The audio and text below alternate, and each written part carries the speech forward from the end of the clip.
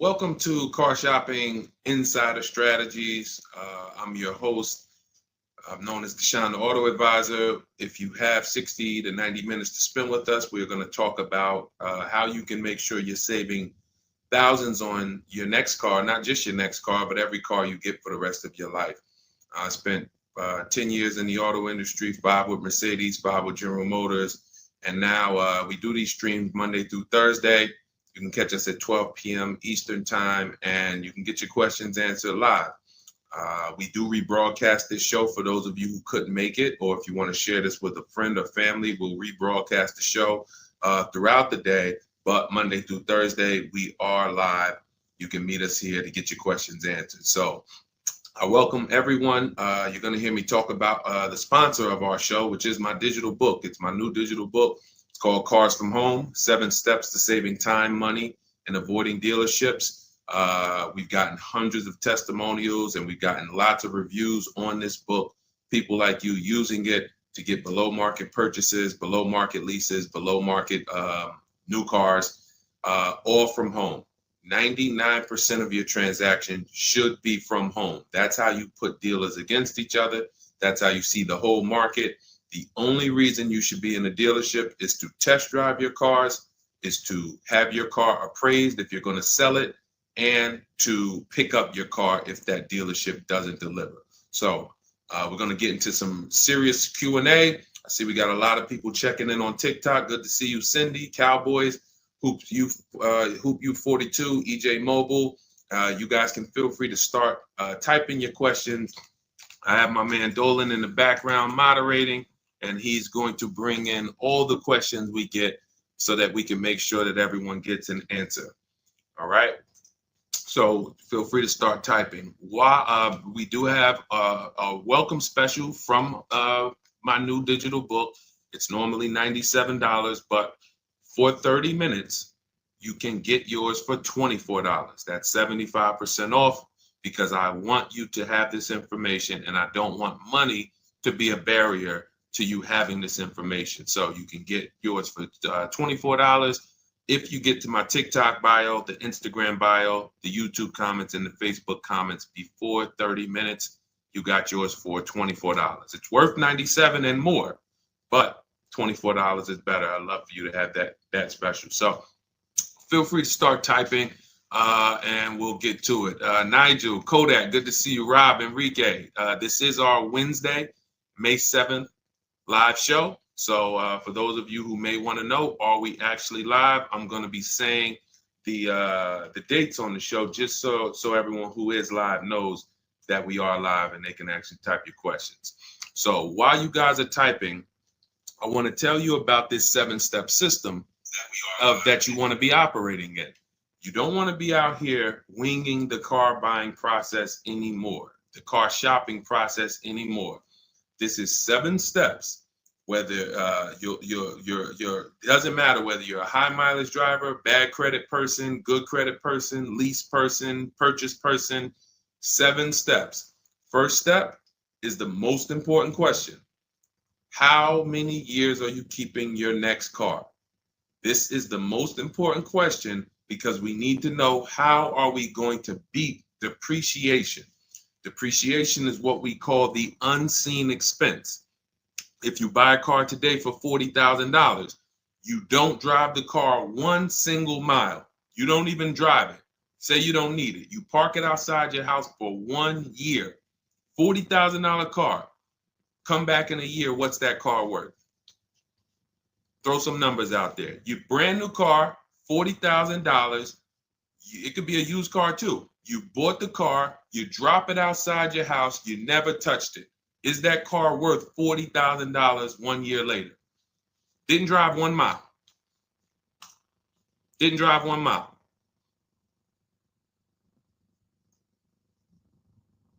Let's go. Throw some numbers out there. What do you think? What do you think a $40,000 car is worth after 1 year?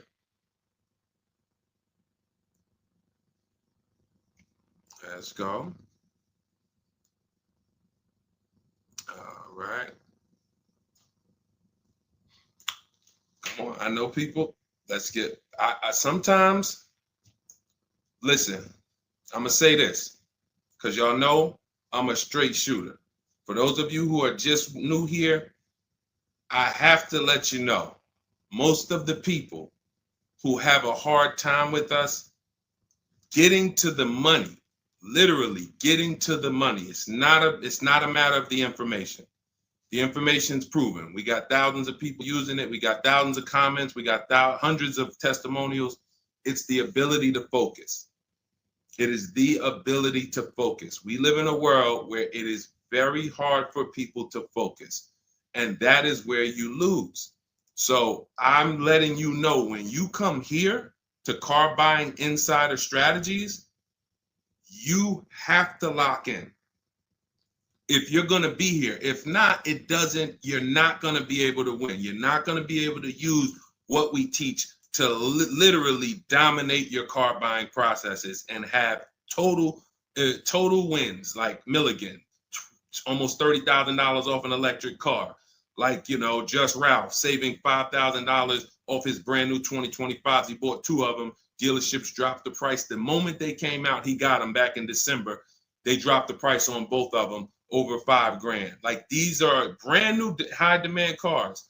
You're going to see me share a bunch of people that like, whoa, those results look amazing. And these people are telling you they'll never buy a car any other way except the Cars from Home way with bids. But they focused.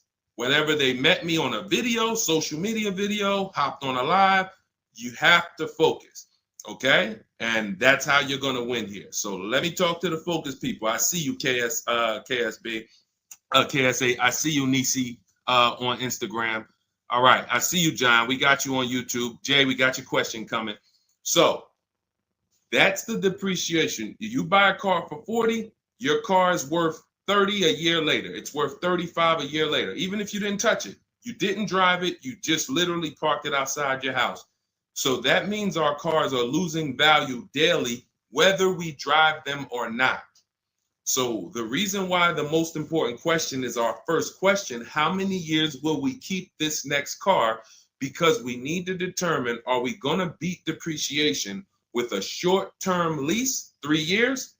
Or are we going to beat depreciation with long-term ownership? Well, thank you, Will Rosa. Shout out to the people liking the show. If you are a long-term person, that's where we are purchasing. So that's step 1 in the process. Before you think about, Deshaun, what about my old car? I need to trade that. Nope, you're going to see we don't trade, we sell. But before you think about, Deshaun, I want this car. How do I get the best price on that? Before I think about anything, we are thinking about how are we going to beat the unseen expense, depreciation, because that is what most people overlook, and depreciation kills them, and they don't realize how much depreciation has killed them until they come years later to try to replace their car, and they're like, wow, that's all my old car is worth? Who's had that happen? Who understands that every time you have gone to replace your old car, if you replaced it in 3 years, 5 years, 6 years, besides the pandemic, when every single car was worth $7,000 more than what it was really worth, so you could buy anything and you could win. Besides those times, isn't it more likely that you went to replace your car and you're like, whoa, that's all this car is worth? Man, that's all you're giving me? Because the depreciation has really set in, and we have not held the car long enough to have that win. So that's why this is the most important question. Then we move to equity assessment, where we get bids. Then we move to deal structure, where we structure, what does a great deal look like? What does it look like if I lease this vehicle and it's a great deal? Not these bad deals I see on commercials. What does it look like for me to budget and make sure when I go shop, I'm not going over my budget? In fact, I want to shop way below my budget. That's what we do in step 3. Takes us about 10 minutes. Then we move to shopping. This is the fun part. And I want y'all to understand something. Shopping is deciding what you want. It's not buying it. It's not buying it. Shopping is deciding what you want. Okay? And what we tend to do is we mix shopping with buying. When I was in the dealership, I would have people, man, Deshaun, I don't know how I ended up with a car. I just went to Home Depot. I was going to Home Depot. I said, let me stop by the dealership. And now look, I'm leaving with a car. That's mixing shopping with buying. We don't want to do that. And then we move to step 5, which is we're multiple offers. Multiple offers. So you're going to hear as you stay on the stream and as you understand what we do in the Cars from Home process and why people are saving so much money and they're so happy enjoying their process is because of those 2 words, multiple offers. It puts you in control. It puts you in the driver's seat. It makes you feel like you are the prize. You're not begging anymore. Who's been in a dealership feeling like, man, why am I begging these people to take my money? Will anyone be honest? Anybody be honest and say, man, anytime you've been in the dealership, have you ever felt like, why am I begging these guys for me to give them $20,000 of my money? $50,000 of my money. So what we're going to do is when you start getting multiple offers, you're going to see, whoa, this thing flips on its head. Now they're coming to me. Okay, so this is just initial mindset of the difference with the Cars from Home process. Step 6, we go and tie up our paperwork. Again, if you notice, all of this stuff I'm talking about is done from home. The only thing we do in that dealership is test drive, come on home. And you're going to start now enjoying your test drives.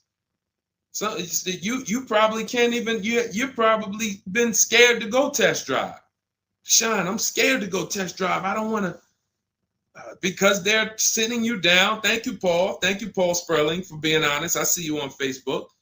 That's where you've been nervous. Man, I don't want to go test drive. I'd rather just, but what you're going to start doing now is enjoying the shopping because you're test driving, going to another dealership, test drive this. Sometimes people go with their families and say, hey, family, good news. We're going to go out this weekend. We're going to test drive a bunch of cars and we're going to decide what the right one is for our family. The kids are happy, wife's happy, husband's happy. Yes, let's do it. Get to the first dealership, test driving the car. All right, what do you think, guys? Oh, it's okay, it's all right, it's nice, we like it. Okay, now the kids think we're going to see 3 vehicles. Next thing you know, Dad's sitting down with the salesman. Hey, we got a great sale, today. It's a 1-day sale. That's a lie. Really? Oh man, what does the sale look like? Oh man, and for those of you know, I'm not the public. I'm an insider, so I'm telling you from being in the dealerships. You get what I mean? Like I respect people who never were car salesmen and they're trying to teach you guys how to get the best deals. God bless their hearts. I'm telling you from inside. So next thing you know, the husband's sitting down talking numbers. Kids are like, hey, Dad, what happened? I thought we were going to, hey, hold on. Daddy's working out a good deal here. Hold on. They got a 1-day sale. Not realizing they've completely taken you off your shopping process, which is your power, deciding what you want. And then once you decide what you want, you have multiple dealers compete while you sit at home. Right where I'm at, right where I'm sitting is where I have made my last probably 5 car deals for myself and my family from right here. Bids. So now that we open it up, we gave you a little mindset of what Cars from Home is about. We got questions coming in. I see Jay on YouTube. I see Robert on TikTok. For those of you who want to know if we're live, we are live. It's our Wednesday, May 7th episode. We're live every Monday through Thursday at noon. But you might be watching a rebroadcast and you might have someone ask the same question that you're going to ask because we do replay the show throughout the day for those who couldn't catch us live. All right. So Dolan, let's start bringing in these questions. I see we got some coming. And Instagram, you guys type your questions. We're live on Facebook, YouTube, Instagram, and TikTok. All right. What do you think about the Flex Car Leasing Company? Let's see. It's Flex Car Leasing. All right. Let's see if we can find out about Flex Car. Live large, spend small. Sounds like a good quality lease. That's literally, listen, I leased my first car, I was 22. I had other friends buying cars. My payment on my Pontiac G6 was $256. It was a $20,000 car. I never had a problem with it because it was always under warranty and my other friends were out there, buying cars they were paying double what I was paying. And again, if you're keeping your car 8 years or longer, forget about leasing. You should be shopping for a below market purchase. If you're not keeping your cars 8 years or longer, below market leases is how we save all the money keep thousands in our bank account, drive incredible cars. So let's take a look. It says Flex Car is the first and only month-to-month car lease because freedom shouldn't come with a contract. Once you flex, you'll never buy a car again. Now, I like this. We're just judging it by what do we get to drive? Here's how you judge leasing, y'all. What do I get to drive and what do I pay for that? For example, I told you guys my first lease was $20,256 a month. Then I got an Infiniti G25. Our payment was, that was early. That was like 2011. It's like a $35,000 car. I want to say I was like low threes or either high twos. Ridiculous deal on it. Wasn't no more than that because after that I got an Infiniti Q50, $45,000 car. My payment was $325. After that I got another Q50. I had 3 Q50s in a row. My next payment was $345. My last one was $365. That was all of these are $45,000 cars. No money down. I do not put money down on leases, and I teach you how never to put money down when you're shopping. When you know you have a great lease deal, then you can put money down. Let me give you an example. So let's say we shop all our offers. You're going to see dealers all over the place. Once you get multiple offers, you guys are going to see, thank you so much. Shout out to the people sharing on TikTok. Shout out to the sharers. Everyone who shares this broadcast, I appreciate you. Everyone doesn't share, but I appreciate the people who do share. I don't take it for granted. You know, and your friends will be upset if they find out you sent them out. They went out, bought a car, got ripped off, and then you're like, hey, you ever hear that guy, Deshone? No. Oh, yeah, I watch him all the time. Why didn't you share his channel with me? That mess around, you know, the friendship's over. So make sure. So share with your friends. But anyway, so when we consider that leasing is a value play. So leasing is how much car can I drive for X amount of money? Because that's all we judge it by. It is literally nothing. We're not in love with these cars. We are not keeping these cars for more than we should not be leasing something and saying we love it. Because if you love it, you mess around and lease something that has a bad lease program, and then you're driving a car overpaid for it because you like. So you know, if somebody says, "Oh man, I really want that Range Rover," and then they shop the offers. Range Rover offers are no good. They're all over 1.5, 1.6, 1.7. For those of you who don't know, we judge leases by dividing the MSRP, the monthly payment we get, no money down. You divide that monthly payment into the MSRP. So if you have a vehicle that has a $400 payment, you divide that into the MSRP, which is, let's say, $40,000. That's going to be a 1% lease. You multiply it by 100. So divide the monthly payment into the MSRP times 100. That tells us a percentage.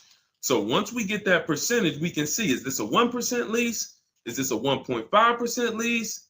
Is this a 1.2% lease?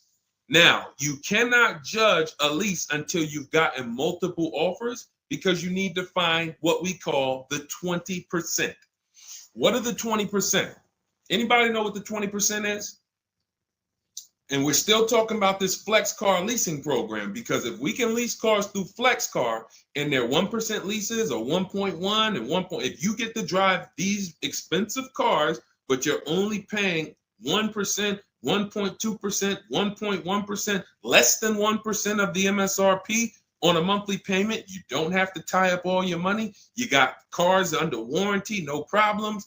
This could be a really good thing. Now, I haven't used Flex Car, but I'm just telling you, if you guys explore them, this is what we are judging because this is how we judge leases. Okay, there's nothing else about it. So you divide your monthly payment. You don't have to worry about taxes. Here's why you don't have to worry about taxes. And here's why you also don't have to. We're just talking about leasing. So let's continue to ask questions about used. I don't know if more people are just interested in leasing. Maybe you guys can help me out. Is it that more people are interested in leasing because we get a lot of questions about it? You know, we have systems for pre-owned cars. Shopping deals with getting below market pre-owned cars, getting below market new cars. saving money with our bank bidding war, making banks and credit unions bid for our interest rates, selling cars to get our equity out, bidding. So we have all types of stuff outside of leasing, but I'm going to answer the questions you guys ask. And if Dolan keeps pulling in the questions and most of them are about leasing, then that's what we're going to talk about. Okay? So so here's the reasons why you never have to worry about what about the taxes and fees and what about the selling price? Do I divide the monthly payment into the selling price or the MSRP? Well, you're going to do it on the MSRP. That's that sticker price. I'm going to show you guys an example here on the screen so you can see. This is a sticker, window sticker, and you can see, Dolan, can you snatch that? Thank you so much, Dolan. The total MSRP right here, that's your MSRP. That is what you're dividing your monthly payment into. Now, the MSRP tells us the value of the car in the market. The MSRP tells us the value of the of the car in the market. It does not tell us what they're selling the car to us for and how much they've discounted it. That's reflected in the monthly payment. So you have a $40,000 MSRP. One person, one dealership, an 80% dealer offers us $600 a month for that. Okay, another dealer, 80%, offers us $650 a month for that. No money down. Remember, always shop our lease deals with only first month's payment due at signing. Only first month's payment due at signing. You don't do anything else but first month's payment due at signing. And you tell dealers how you want your lease deals presented to you. You do not let them work you up a random lease deal. Okay, so you get your first month payment and you say, okay, one dealer says $650, $40,000 car. This is an average car. $600. Another dealer says $550. But then here comes this 20% dealer, $425. So now you're looking and saying, whoa, the percentage for the higher dealers is 1.4, 1.45, 1.6, but this lowest dealer is 1.2, 1.1. What's going on here? Same exact car. This is the 20%. You've identified the 20%. They've identified themselves, and the lower sales price that they're giving you is reflected in the monthly payment.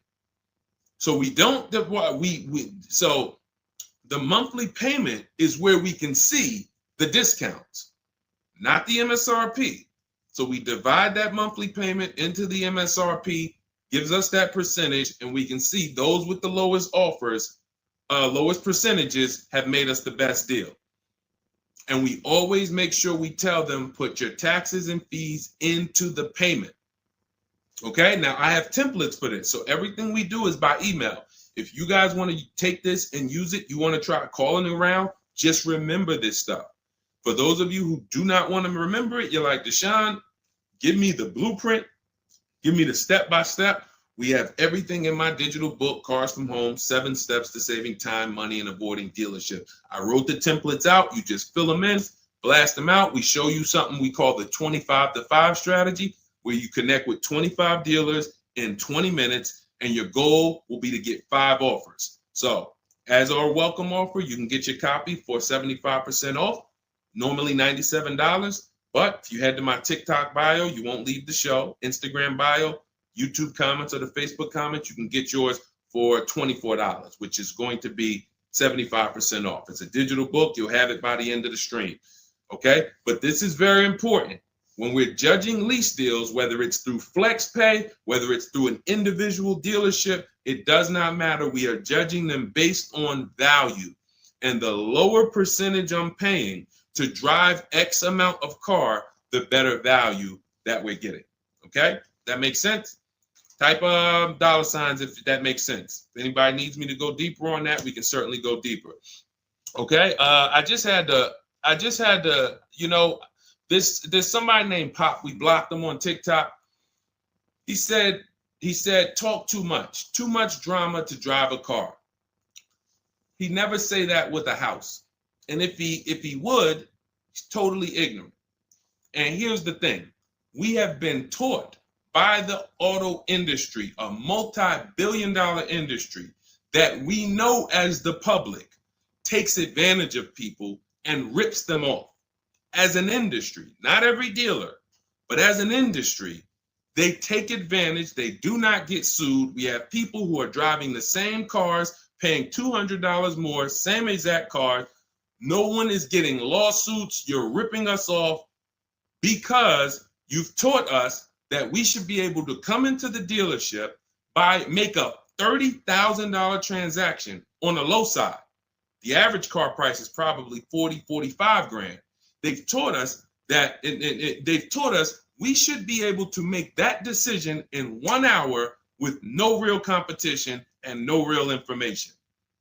So when we talk about strategy and the way we save money, when you look at somebody like a Marie, hey, just wanted to reach out and say thank you. I love these emails, by the way. Those of you who have my book, who are using it, please continue to send me these types of emails. Marie said, just wanted to reach out and thank you. Using the guide, I saved over $13,000 off MSRP, got my payment to be hundreds lower per month and maintenance included with no money down. Just wanted to say thank you. 2025 GLC 300 coupe, fully loaded. Now, some of you have this exact same car, or you know someone with it. You know someone with it. And they probably went out, got it traditionally in 2 hours, did very little shopping because they wanted this car. But Marie used the cars from home process, got my book, $24. Hopefully she got it at the welcome offer for $24. And that $24 investment saved her $13,000 off this new car. $13,000. We are not here on Wednesday, May 7th, to talk about hundreds of dollars. And these are the people who would be warning you guys to say, hey, you better have a process. And if you don't, that's okay. You don't need a process. Just know you're overpaying. And just understand that the car business has mastered sending you down the road in your car and you overpaid and you're smiling. It's a very, very powerful business, multi-billion-dollar machine where you could send hundreds of people down the road smiling and they literally overpay. You just made $5 grand on them, $8 grand on them, 10 grand on them. That, you know, there's a saying in the car business, the happiest customers are the ones you make the most money on. That is a saying. So the happiest customers, the ones that are no, hey, listen, you got to do better, man. Hey, man, I'm still not happy because you still don't feel like you got a good deal. Those are the people that you make the least money on. Still making money on them because they're not comparatively shopping. But the ones who, oh, Joe, you were great. You made this so easy. Go see Joe, everybody. Meanwhile, Joe's making 8, 10 grand on you every single time. So appreciate the people who value having a process for the most expensive purchase some of them are going to make. We're not buying homes like we used to. So some people, cars are going to be the most expensive purchase that you make. So I appreciate the people who value how serious that process is. All right, Dolan, let's keep them going. Next question. We got a lot more coming in. Lady V, how are you? What are the major updates for the car buying strategy? Oh, are you in Cars from Home? I announced Lady V, let me know, because it sounds like you're talking about a post I made to our private group. Actually, if you check Leasing Like a Boss, what we just did is we turned our 25 to 5 shopping process, which was you. By the way, guys, this is somebody, we have 2,300 people in our inner circle who use the Cars from Home strategy. They don't like reading, not all of them. They prefer videos and coaching. We have coaching calls first and third Wednesday. We got one this afternoon. But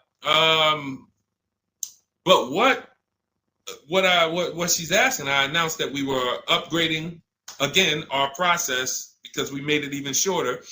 And guys, we're getting cars in 45 minutes. We're getting lease deals in 45 minutes over a 3-day period, 45, 60 minutes.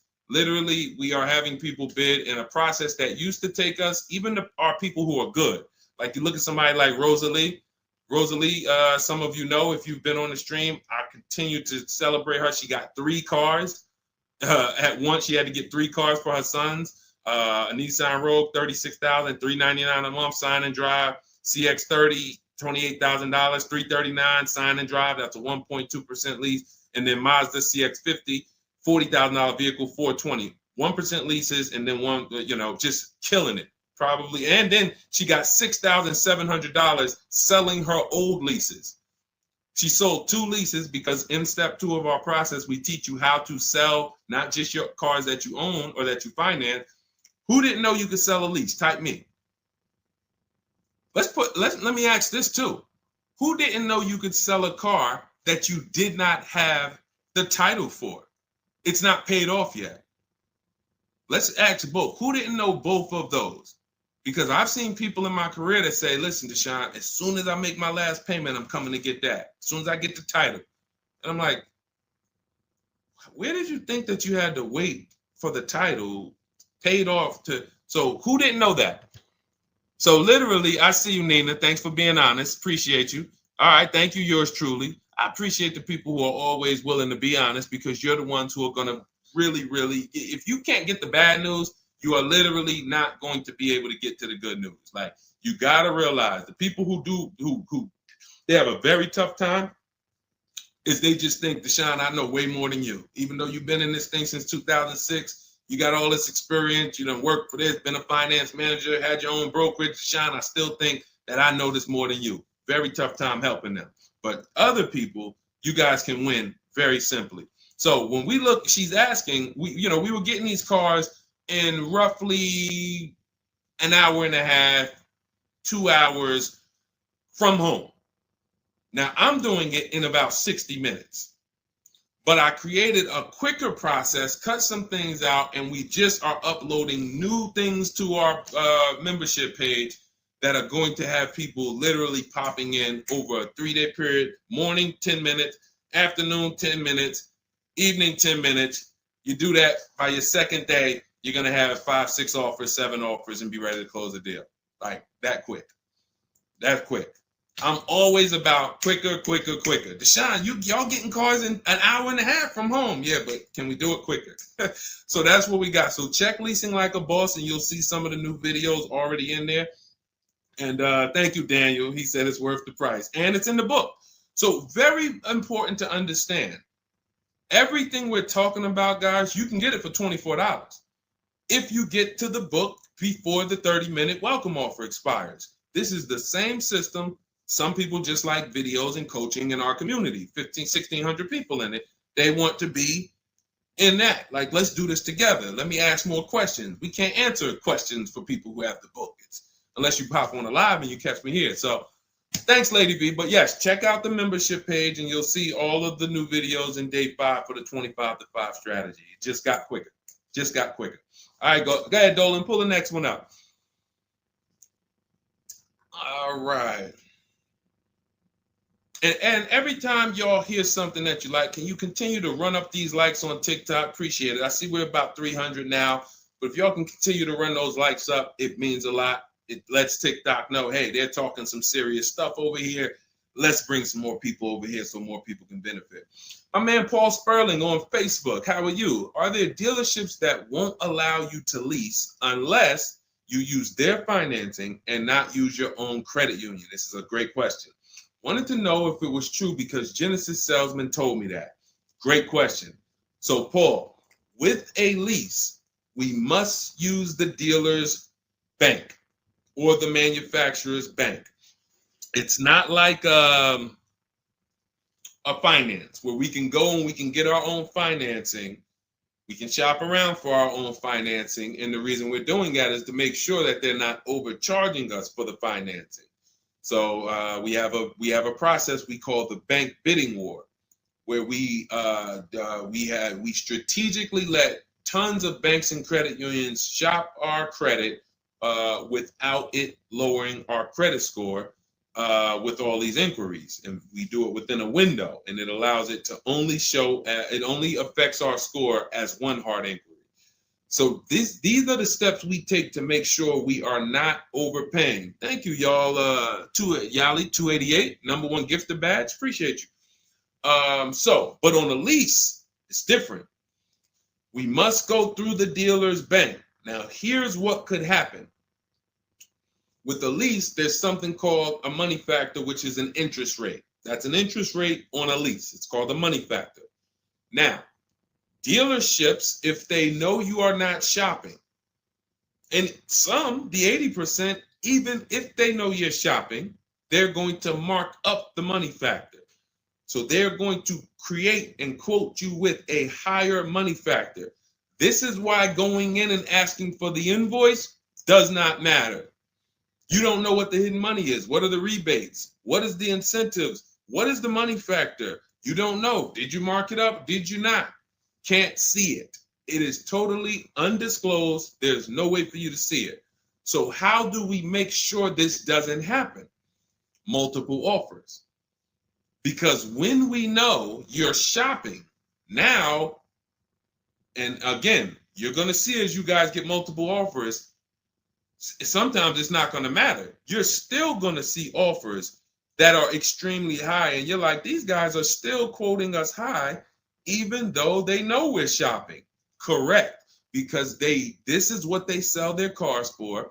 And they will sell this car to someone else for the higher price who does not have strategies before they discount it to sell it to you. They would much rather say, Mr. Customer, that's my best deal. I'm sorry if it's not in your budget, but that is my best deal. They're not lying because they're going to sell that car to someone else who does not have strategy, who will gladly pay it. But once you begin to shop around, you're going to see, like I have a market report up. Can you snatch that question down for 1 second, Dolan? There's a market report up here on the screen for an Infiniti QX60 Lux. It's a $61,000 vehicle. Now we can see so far, and this was literally when we got 4 offers. Now what you're going to be getting is at least 5 to 7, and then you make your decision. Only vehicles that are very scarce, you're going to see less than 4 offers, or less than 5 offers. And then at which point, we usually make a decision on, do we want this vehicle or do we want to hold off and maybe check back next month, because we need competition. But in most cases, you're going to see plenty of offers come through, 5 offers, 7 offers. This is how most market reports look that we prepare. We prepare these for people, and this is what we teach you to do for yourself. So as you can see, $61,000 vehicle. One deal is at $873. Sign and drive, no money down. One dealer is at $889.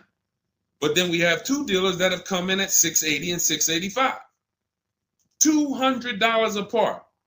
So now there are people in these other dealers that are at $800, almost $900 a month, negotiating. Come on, man, can you get me down under 8? You see how that's a losing battle? They're at $889, right? They know we're shopping, because when we shop, you always want to let dealers know. I'm speaking to a couple dealers. You catch more flies with honey than with what is the saying? Vinegar. So be nice, be friendly. All the scripts we have, you use our scripts. We have thousands of people using our scripts from our book and from our Shop with Deshone coaching program. And they're nice. They're friendly. They're not like aggressive. They're firm. But when you're talking to dealers, just be, hey, I'm shopping around. Hey, and you're still going to see, that's my best price, $800. That's how you know. Don't get emotional. This is the 80% Deshone told us about. Don't expect them to do what the 20% does. Expect them to be high. You're $150 higher than the other dealerships. Are you going to come down? No. No. Because 16 million new people buy new cars a year. And sorry, I'm glad you got strategy, and I'm glad you know how to find this 20% dealer that's $150 less a month than me. But that's not going to change the fact that I'm going to sell this car to someone else. And they'll try to lean on you and say, well, do you want it? Because, hey, that's our price. No, I'm sorry. We don't want it. Thank you so much, though. So this is what we're dealing with when we are dealing with car salesmen. which is why you must shop multiple offers to be able to get your best offer. Now, when we look, going back to yours truly's question about, can you pull that question back up about the shopping for the lease financing? It wasn't yours truly's question, I don't think, Dolan. Whatever the last question was, because what we're talking about is in those $800 a month payments, what is making those high payments so high? It may not be that they're not discounting only. It might be that they're not giving a big discount, and the finance managers are so used to robbing people that they say, listen, every single lease quote that y'all quote, make sure you put 1 point in there for me. Every single lease quote. Do not bring me a lease customer if you don't have any padding in that money factor for me. And that's what they do.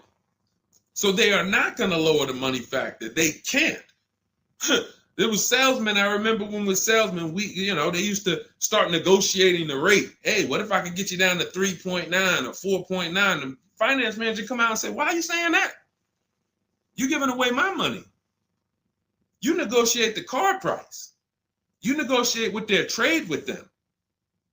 You don't negotiate my money, because the finance managers are like, hey, when it comes to that rate, that money factor, those interest rates, that's my money. And there are some dealers who have it built in, which is why you must comparison shop. You stay at home. Again, if you want to do it your way, you want to call around, you want to get at least 5 offers.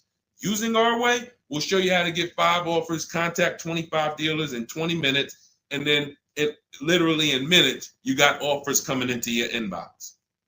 But whether you're doing it our way or whether you're doing it your way, stop doing it their way. Their way is just come on in, think you can negotiate back and forth, and then once you hear a number that you feel like it sounds good, that's when you take it. Losing battle. Okay? Let's go, Dolan. Pull up the next one. All right, I see we got a lot of questions. We got Nina. For those of you who don't know, we are absolutely live. This is our Wednesday, May 7th live. We're live every Monday through Thursday at 12 noon, so you can meet us here. If you couldn't catch the whole stream, we will rebroadcast this show throughout the day, so you can have your friends, family watch it, or you can catch up on some of the things you missed. We'll replay all through the rest of the day. And on the weekends, we take all the shows from the week and we rebroadcast them out, so everyone can catch up on things throughout the weekend. All right. And most times you're going to hear someone ask the same question you were going to ask. All right. When getting quotes for your Adrian on Facebook, when getting quotes for your car for trade, who all should you get quotes from? This is a great question, Adrian. 6 companies right now. 6 companies. And we could throw a 7th in because Rosalie sold hers to We Buy Any Car. So this is step 2, guys. This is called the equity assessment, because we don't trade. Trade is a curse word here. The only people who have to trade using our system are people who've buried themselves in negative equity, and now we're working a transaction to get them out of it. They can't pay the difference, so they have to trade their car into whoever wins the bid. And but those are the only times we use that curse word, trade. In every other case, we are selling our car to cash buyers because we're separating our transactions. We separate who we buy our car from who we sell our old car to, from who we get our bank loan from. Some of you, and be honest, have you given the dealership your trade-in, got a loan from them, and got a car from them? All 3 in one. Have you done that? I bought a car from a dealership, got my loan from them, and I gave them my old car. 3 transactions in one. Impossible to have one there. Again, take the bad news first so that we can get you to the good news.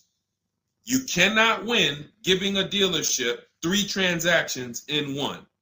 Okay? Each one of these should be bid out while you're at home so that you know I've maximized everything.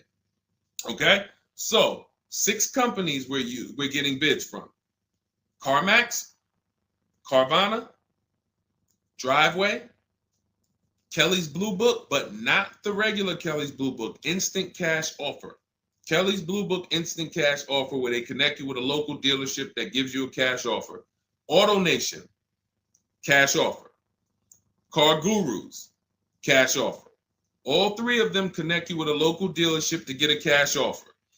Now, when you throw in We Buy Any Car, or maybe a local cash buying company that you might see commercials with, hey, we want to buy any car, we'll buy your car.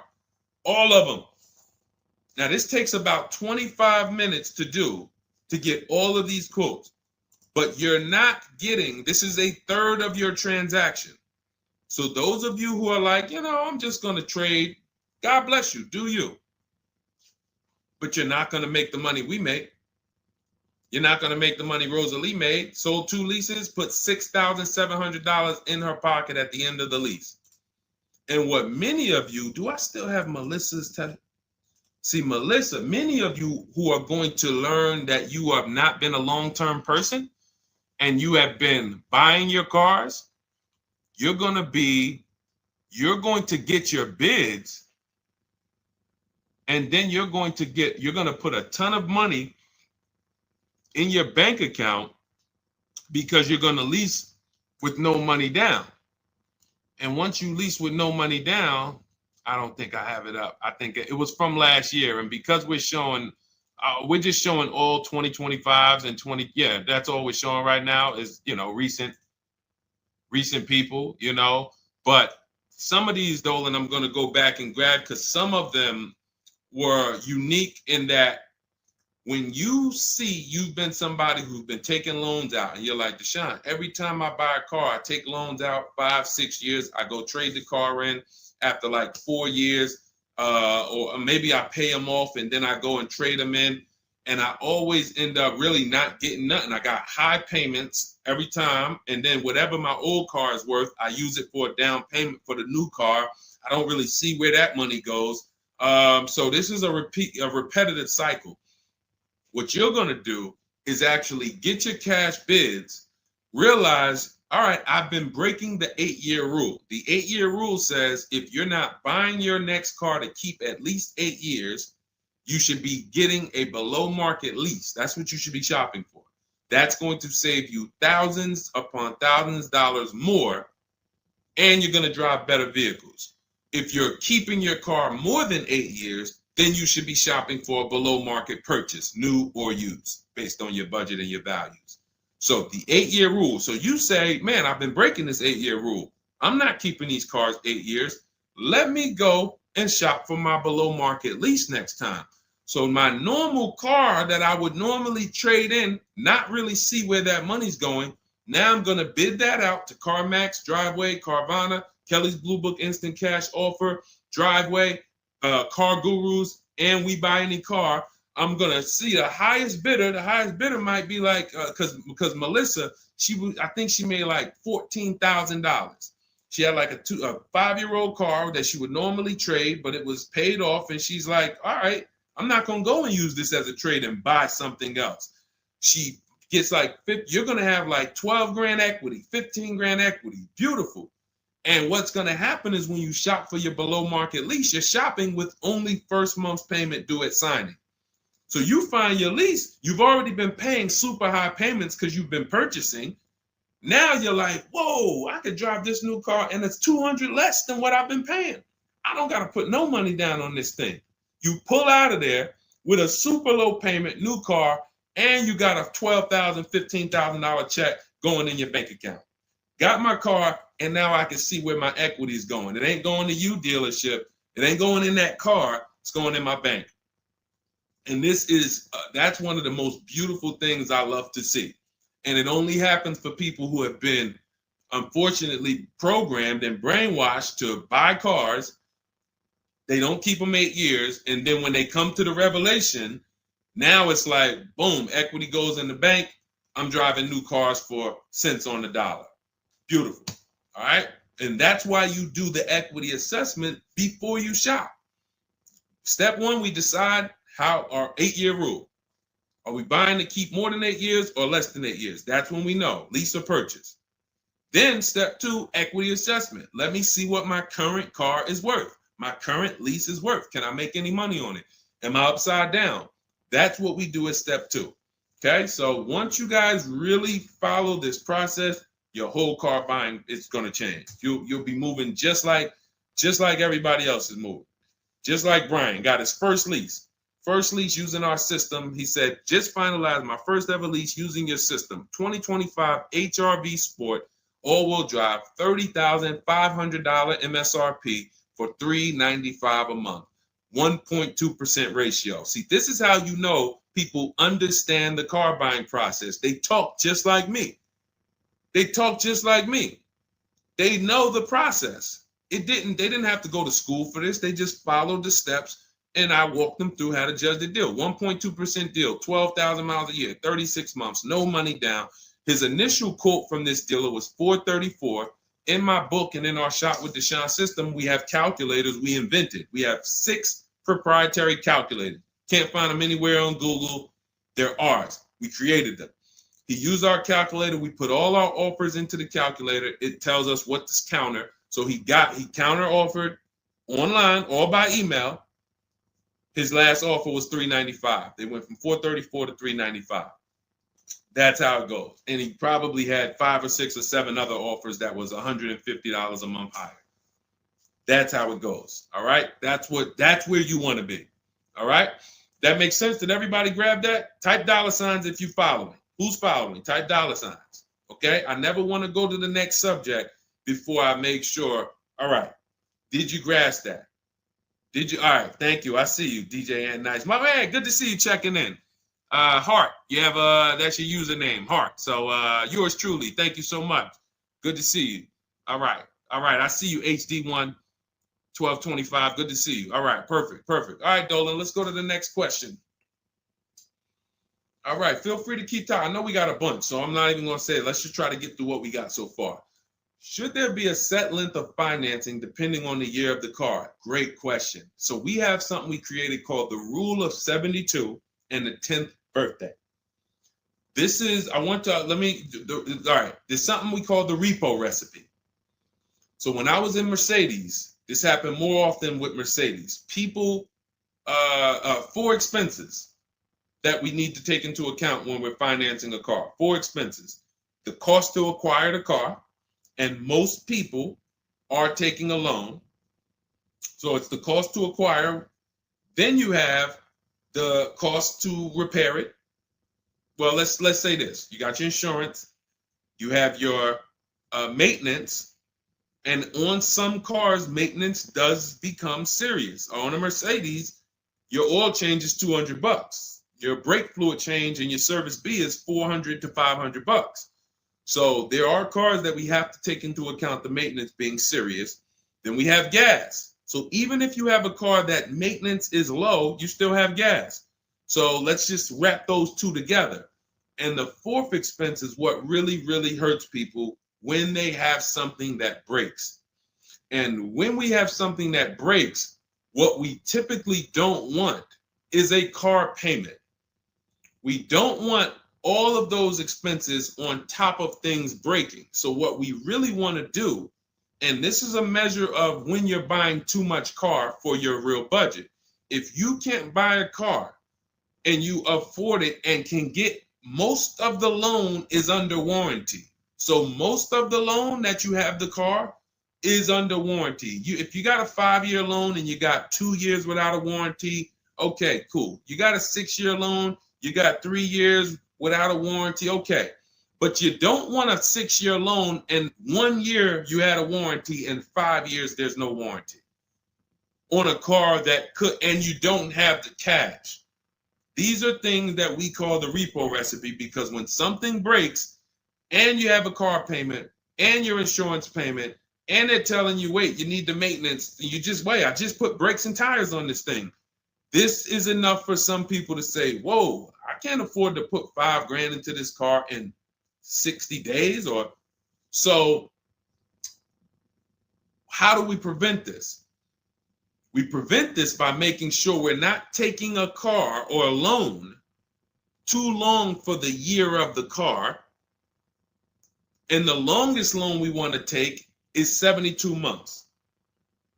And so the reason why it's called the rule of 72 and the 10th birthday is because when you add up the year of the car and the number of years old the car is, I'm sorry, when you add up the year of the car and the year of the loan, the number of years on the loan, it should not pass 10. So if you're getting a 4-year-old car, you can take a 6-year loan. If you're getting a 3-year-old car, you can take a 6-year loan. That's 9.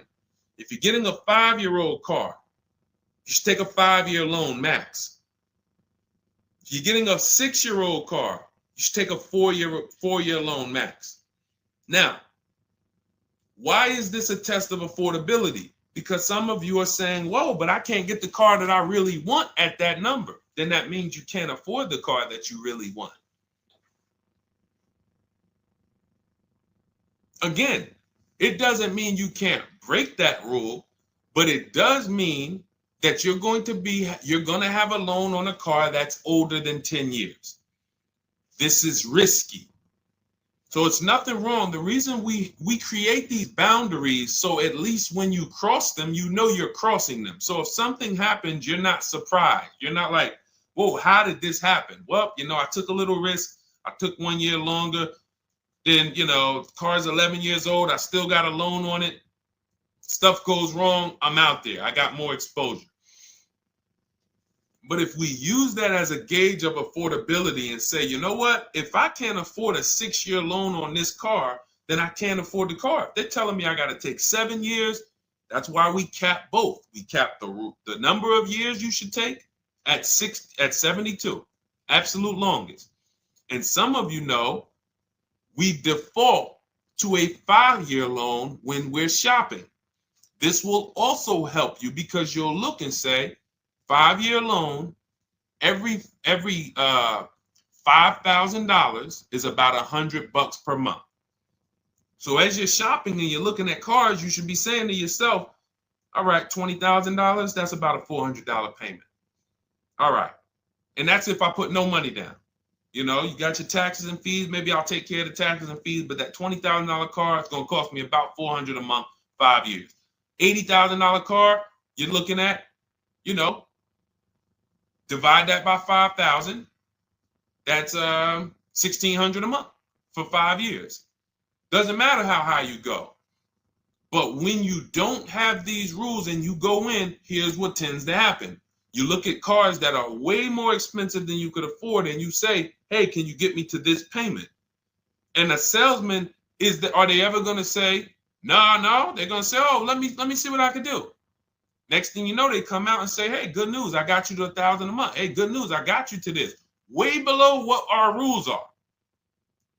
Way below than the $5,000 every 100. So you got to say, how did they get me to way below the every 5,000 is 100? How many years is the loan, sir? Oh, well, listen, what's more important to you, the payment or the number of years? Well, both are important to me. How many years is the loan? Well, right now, this is an 84-month loan. This is a 96-month loan. Wait, so 7, 8 years? 8 years, 9 years? You're talking like, yeah, well, and that's how you get jammed up. So if you keep these boundaries in place, longest loan I'm going to take 6 years, 72 months. When I'm shopping for a car, if I'm purchasing it, not leasing, I am looking and saying every $20,000, every $5,000 I'm going to borrow, it's going to cost me about $100 per month. If you do these things, look at the car. What's the year of the car? 5 years old? All right. Max I want to do on that car is a 5-year loan. Oh, it's only 3 years old? All right, I can stretch to a 6-year loan if necessary. You keep these boundaries, you will be safe. You stay far away from the repo recipe. When things tend to go wrong at that 9, 10 year, 11 year mark, you got to put some money into the car. Car is paid off. You don't have to worry. Okay? High dollar signs if you guys followed that. We can move on to the next question. Everybody clear on that? Colin Moore, welcome to the community. New follower. We are live. It is our Wednesday, May 7th episode. You may be watching us live at noon, or you might be watching a rebroadcast. We rebroadcast the show throughout the day until our next show tomorrow, which is at noon. Monday through Thursday, we're live at noon. You can please tell your friends who are shopping for cars, meet us here. they'll be shopping for cars in the next 6 months. This is where they want to be. And they really don't want to wait. I mean, I'm trying to get people to stop waiting till they need a car to go and start learning this stuff. You want to be in the market 90 days before you need a car. We've been programmed again to wait until, and it's probably the anxiety. I put it off to the very end. We've just been programmed to wait until the very end, and then we go in and now we have desperate vibes. We're like, oh, I got to take anything I can get. We really want to be strategizing our car purchase early in the market, able to say no to offers very early. This is power, where you can say no. You can email. We have dates that we give the dealerships of, hey, this is when I could buy a car. I could buy it today, but I don't need it for, 2 months, 3 months. That really puts us in a position of power because everyone they're dealing with is desperate, walking in saying, I need a car today. Oh, I hear these cars are hard to get. All of this wrong, desperate energy that's going to make them pay more. That's what they want to sell. We come with, no, we can make a deal today, but we don't have to make a deal today. And when we come like that, it really positions us to, next month, the car salesman will be like, man, I ain't sold a car in 4 days. Oh man, let me call Kevin Gilder. Hey, Mr. Gilder, are you still in the market? Yeah, I'm still here. I told you I got until I got a couple months. Oh, cool, man. Listen, I think I could get that offer you made last month. We couldn't do it last month, but we were super busy. Everybody was in here, man. We charging them all of this money, but right now we're pretty desperate, and I would like to take your offer to my manager. Sure, definitely. That's obviously not what they say, but that's what they're thinking. So you want to be positioned for that. If you shop every single time in an emergency, you're not going to be able to be positioned for that. Okay? We don't want to be in the habit of emergency shopping. Not here.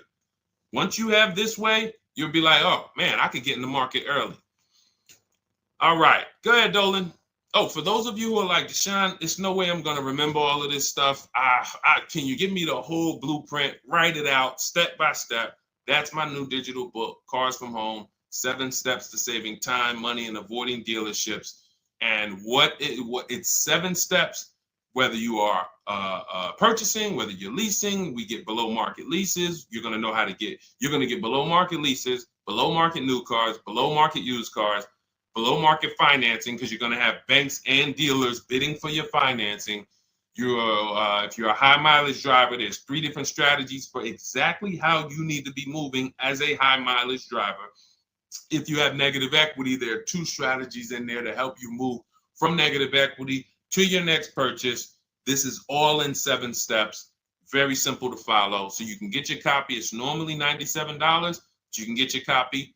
Part of our welcome offer, 30 minutes only. If you visited already and that timer started, once 30 minutes goes to 0, it is now $97, which is worth every penny. But I'd rather you get the welcome offer.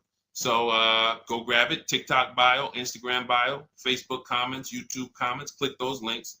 Go grab your book and come on back to the stream. Make sure after you get the book, you screenshot the thank you page because it has my support team's email. Sometimes you're typing fast, type your email wrong. You don't see that book in 10 minutes, just send an email to my support team. They'll get you your book right away. All right, go grab it before the 30 minutes is up. Go ahead, Dolan, shoot the next one. You don't want to have your own financing all the time, pure knowledge. Sometimes dealers have 12, 13 banks sometimes. Sometimes they can beat what you get on the outside. The key is creating a competition. Thinking about a 2025 Land Cruiser for $62,000, $5K down, any advice? How do we know that's a good deal? How do we know that's a good deal, everyone? Now, mind you, that's how a lot of people approach the car purchase. I'm thinking of this car, all right, I'm looking for, I got 10 grand down. What we haven't, so here's what you discussed in this statement. I'm gonna read this question again, and you're gonna see 2 pillars that unfortunately we're combining. Thinking about a 2025 Land Cruiser. So now in my mind for 62K. Now, this is a new car. With our new car system, we use the bidding. Thank you so much, Daniel. See, Daniel knows. I think, Daniel, you have our book, Bidding the Market. So that's where we're missing everything. So now we're looking at the new car, which means what our process is, we're connecting with 25 dealers to get bids. If you said, Deshone, I called around, spoke to several Toyota dealerships, and the best dealer that I found who's going to offer me a car is going to give me $8,000 off. But I got 5 offers. I got 7 offers. Some people said they're not going to do any discount. Some people had $3,000 in fake fees and dealer adjustments. Some people had protection plans and they took off a little money, took off $5,000, but they had all of these fake fees. So it's really not even like they took off $5,000. But one dealer didn't have the fake fees and he discounted $8,000. Boom. That's a bid. You did it manually. Didn't do it our way. That's just fine. But that is allowing you to have the peace of mind that I'm getting a great price on the Toyota Land Cruiser. Separately now, we're moving to our financing because you said $5,000 down. Therefore, you're getting a loan. So we would now have banks and credit unions bid to now submit offers to you within a 24-hour period. You have all these banks, credit unions online bid for the loan, get the best interest rate. We give the dealer a chance to see can they beat it. In which case we bid out the loan, we bid out the car purchase, and now and watch this. I'm home doing that before you even get home from your dealership. One visit, you're in the dealership 3 hours. I'm popping into my email minutes at a time, 15 minutes. I'm hopping on. I'm getting banks to bid in an hour. Everyone's bidding. Boom, boom. I'm getting dealerships to bid. You're still at the dealership. You're just meeting the salesman. You're still wondering, do they have a black one? Hey, he said he had a black one. He was going to pull it up. All right. He comes back with silver. Oh, you don't have black? Oh, no. Well, listen, somebody's trying to dig it up in the back. We're going to see. Why don't you drive this one and then maybe we'll see. Okay, listen, I'm here. Cars from Home people, we here moving. We already gotten offers coming in. You still waiting for a test drive. This is how we move. So not only is our process and the way we shop the key to getting all these offers, like again, you look at somebody like this was crazy. Val Boss lady, $51,000 vehicle, zero maintenance, zero time. Look, she got a 1.1% lease on that. Let's look at where's Sean? My man Sean, because Sean was actually one of the $72,000 vehicle. He saved with the rebate and with the dealer discount. He saved $21,000 off of it. $21,000 off of it. He's sitting here chilling at home. Dealers, I'll take off $3,000. I'll take off $5,000. I'll take off $10,000. Oh, I'll take off $20,000. Whoa. So it's not only is it the money that we save, it's an easier, more fun process. So that's what you need to do. Like, step out of that old way. Understand that I need to get multiple offers for the Toyota, and I need to get multiple offers for my financing, and I do that right here from home, where nobody can come into my house and say, hey, get into the dealer here. What are you doing there trying to shop from home? We see you. You're not going to break our programming on you. You better get up right now and walk into this dealership so we can charge you more. Who's going to do that? While you in your living room, while you at work? Dealers bidding while you're at work. Never been to a dealership. It's freedom. Multiple offers. Yes, Lady V. That's my 2 favorite words. I swear, if I didn't wear unlearn, relearn, I'd be walking around with a shirt that said multiple offers. All right, let's go, Dolan. Shoot the next one up. We got time for a few more. Let's go. A few more questions.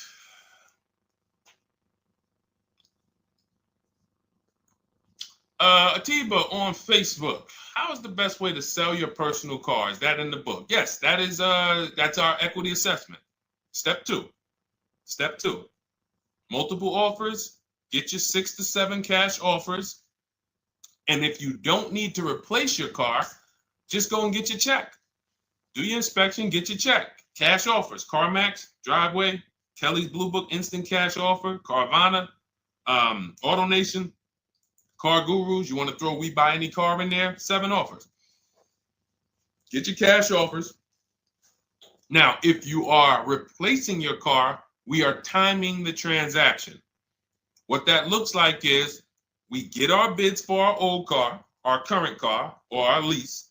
We assess what our equity is, and then we go shop for the new car.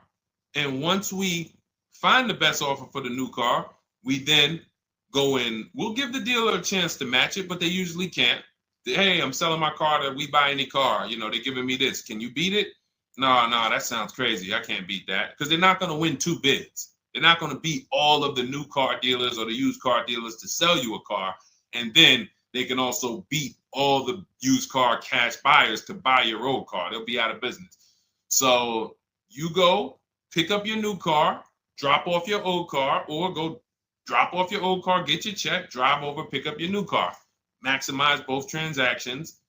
It's a beautiful thing. That is the way it's done with us most of the time. Very rarely is the dealer we're picking up our car from the same one who's buying our old car. Very rarely. But yes, absolutely, that's in the book. All right, let's keep it going. Dolan, next one.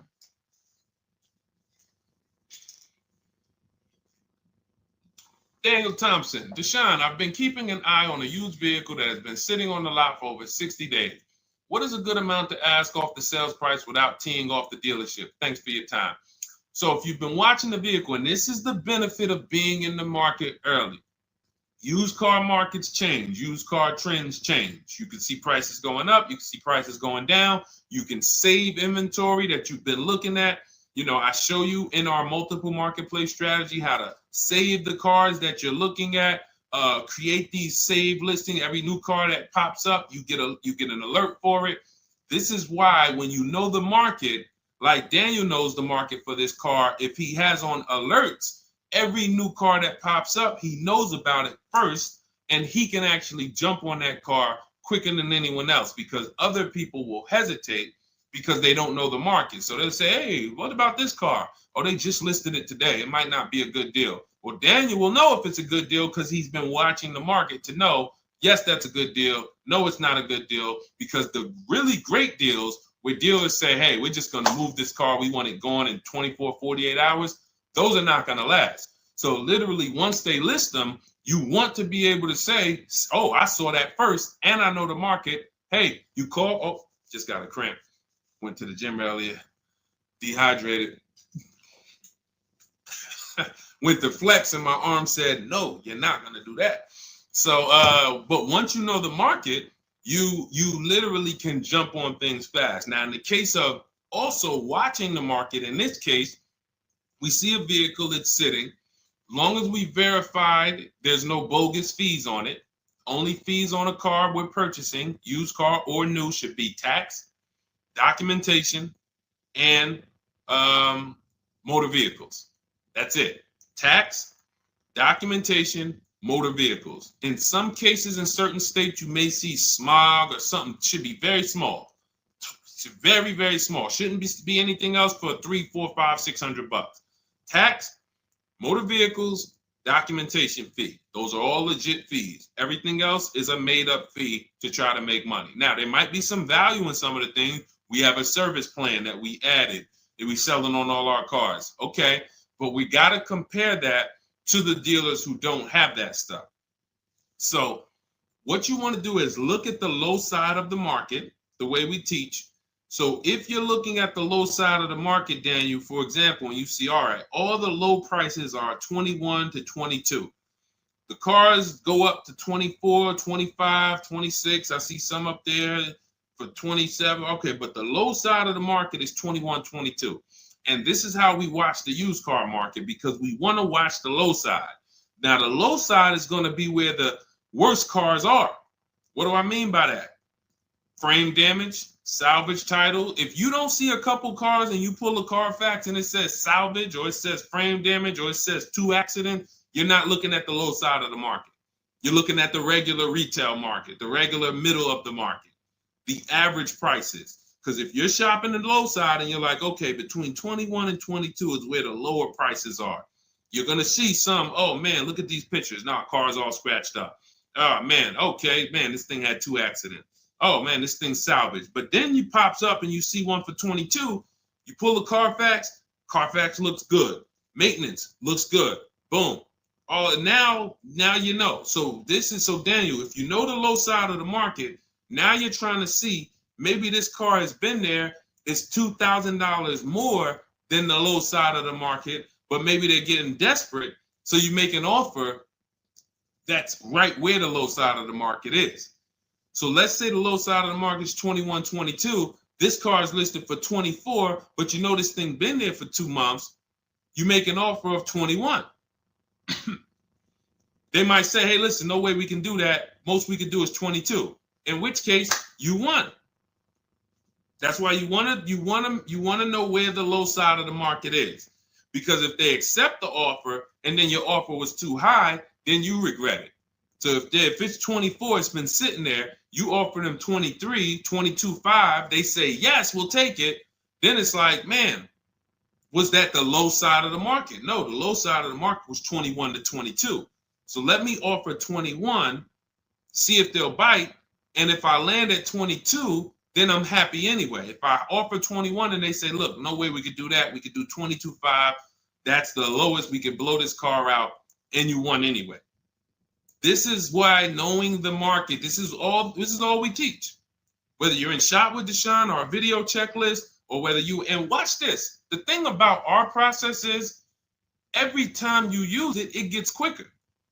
So the longest it's ever going to take you to get a car using Cars from Home is the first deal. Second time you coming through and you're like, okay, I know what to do now. I know where to go now. Yeah, I remember this from my last time. I remember this. That's why Rosalie got her QX60 last year. And then she got 3 cars at once. Because she's like, I got mine. Now I just got to rinse and repeat 3 times for my sons. So that's what you need. That's where you base your offer on those things, Daniel. All right? All right, great job. All right. All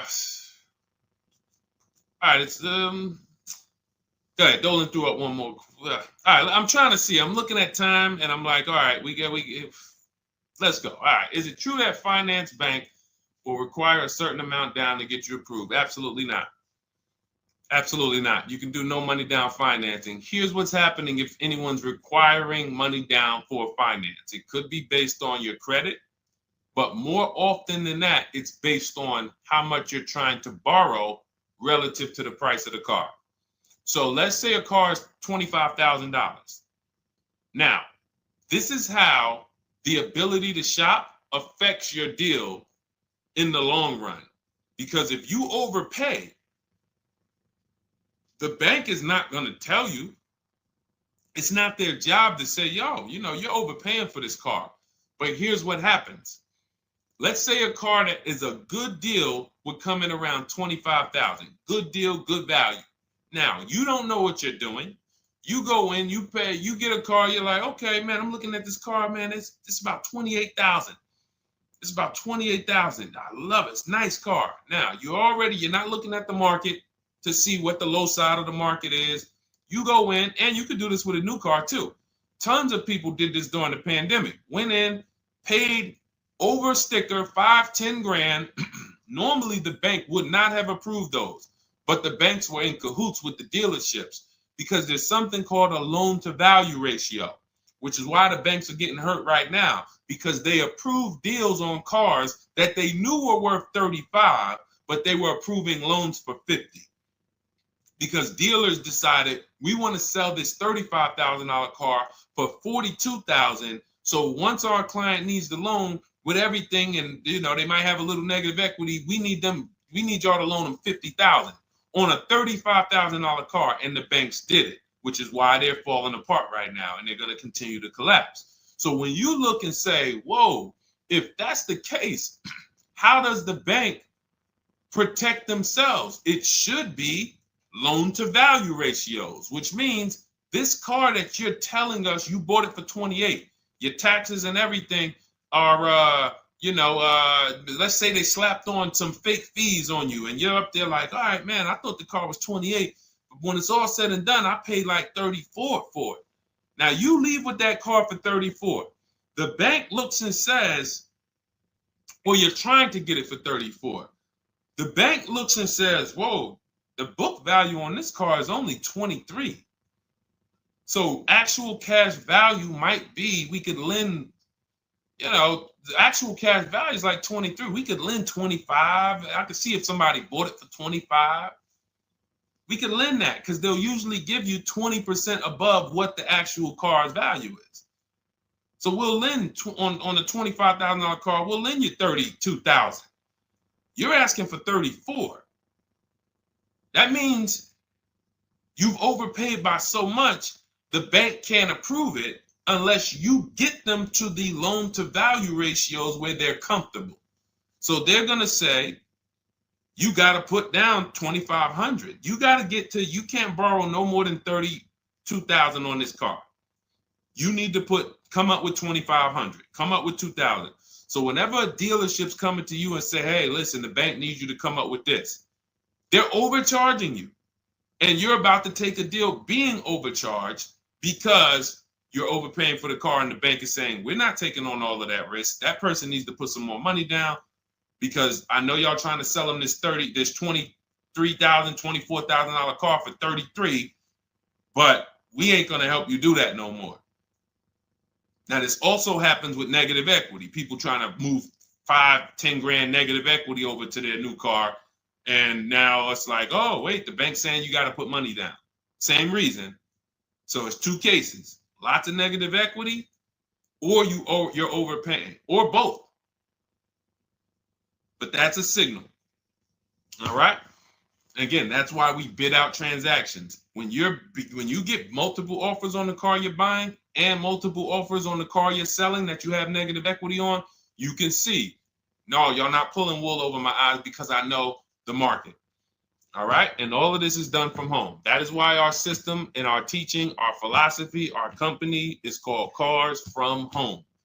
That should ground you in the fact that everything we're talking about, 99% of it is done from home.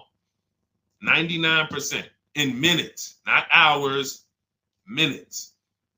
All right. So if you guys want your blueprint, if you're like, hey, Deshone, listen, great stream. I enjoyed it, learned a lot. No way I'm going to remember all of this. Can I get the whole blueprint step by step? That is my digital book, Cars from Home. This is specifically for people who are like, I don't like car shopping. I'm not going to know all of this stuff. I want to enjoy my car shopping process. I'm tired of having buyer's remorse. I'm tired of leaving the dealership hoping I won, wishing, I don't want to talk about my numbers. Don't even ask me what I'm paying. Don't ask me what I paid. Don't ask me like that. You can see people from our school, look, they're already always posting their numbers. They never post without posting their numbers because they're confident in them. $50,000 car for Ken, $585 a month, no money down. Look, Jen, she gets a 2025 Honda Pilot, $50,000 vehicle. She saves almost $6,000 off of the price, $5,600 off the price. We could do this all day long. Oh, this is a long one. Oh, graduated. I put $1,000 to hold the vehicle Saturday. The dealership we ended up made the best deal, easiest, quickest process, little over 2-hour drive away. That is a signal. What you're going to see a lot, and y'all are going to get used to it, is driving an hour, hour and a half to go to get that car from the dealer who won the bid.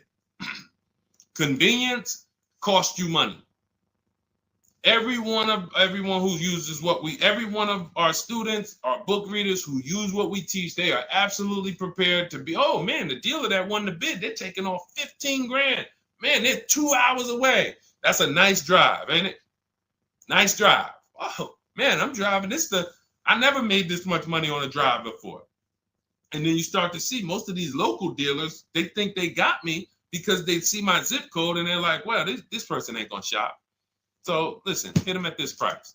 They don't realize that that dealership an hour and a half away is like, hey, we got the car. Hey, we'll sell it to you for this. But they never expected you to find them because most people don't find them. So that is the Cars from Home system. It's very simple, 7-step process. I walk you through it.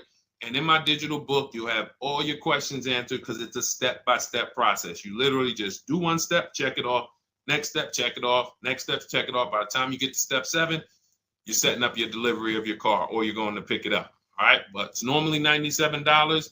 Part of my welcome offer, 30 minutes only. You can go grab a copy for $24, 75% off, and you will have it in your inbox. Make sure as soon as you get your book, you screenshot the thank you page, has my support team's email on there, just in case the book's not in there in the next 10 minutes.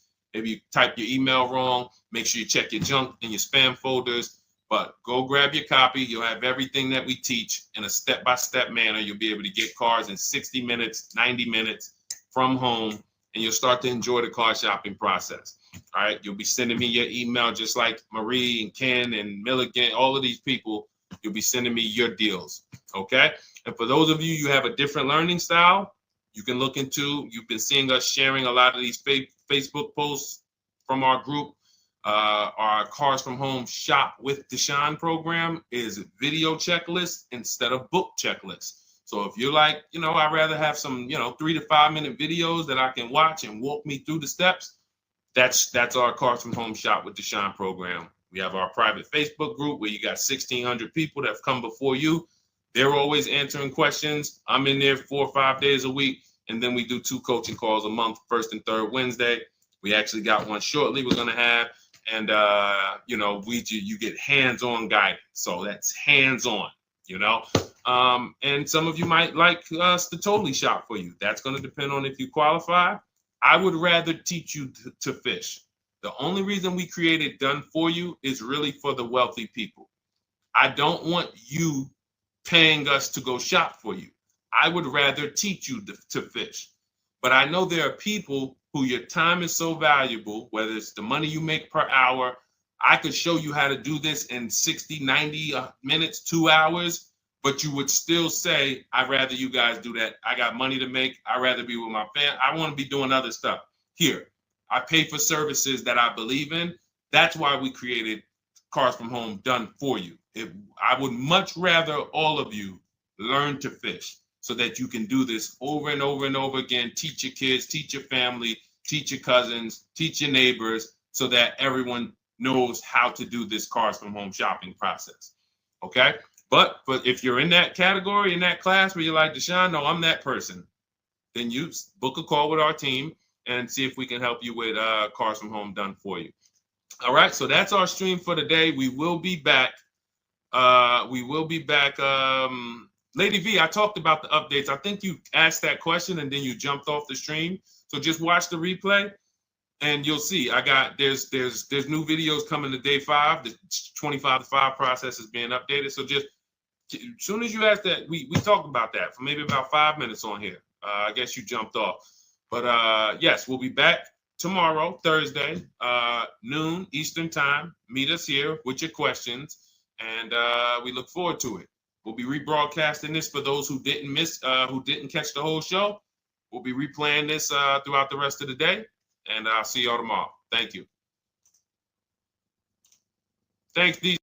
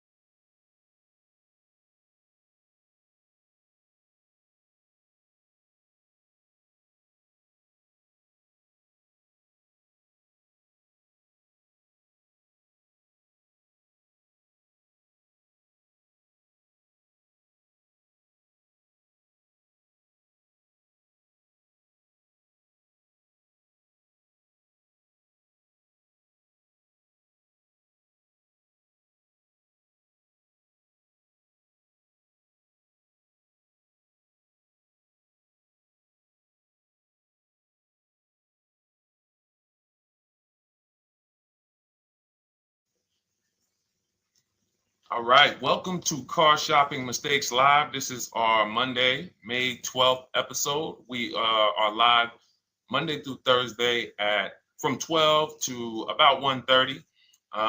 My name is Deshone. I'm known as Deshone the Auto Advisor.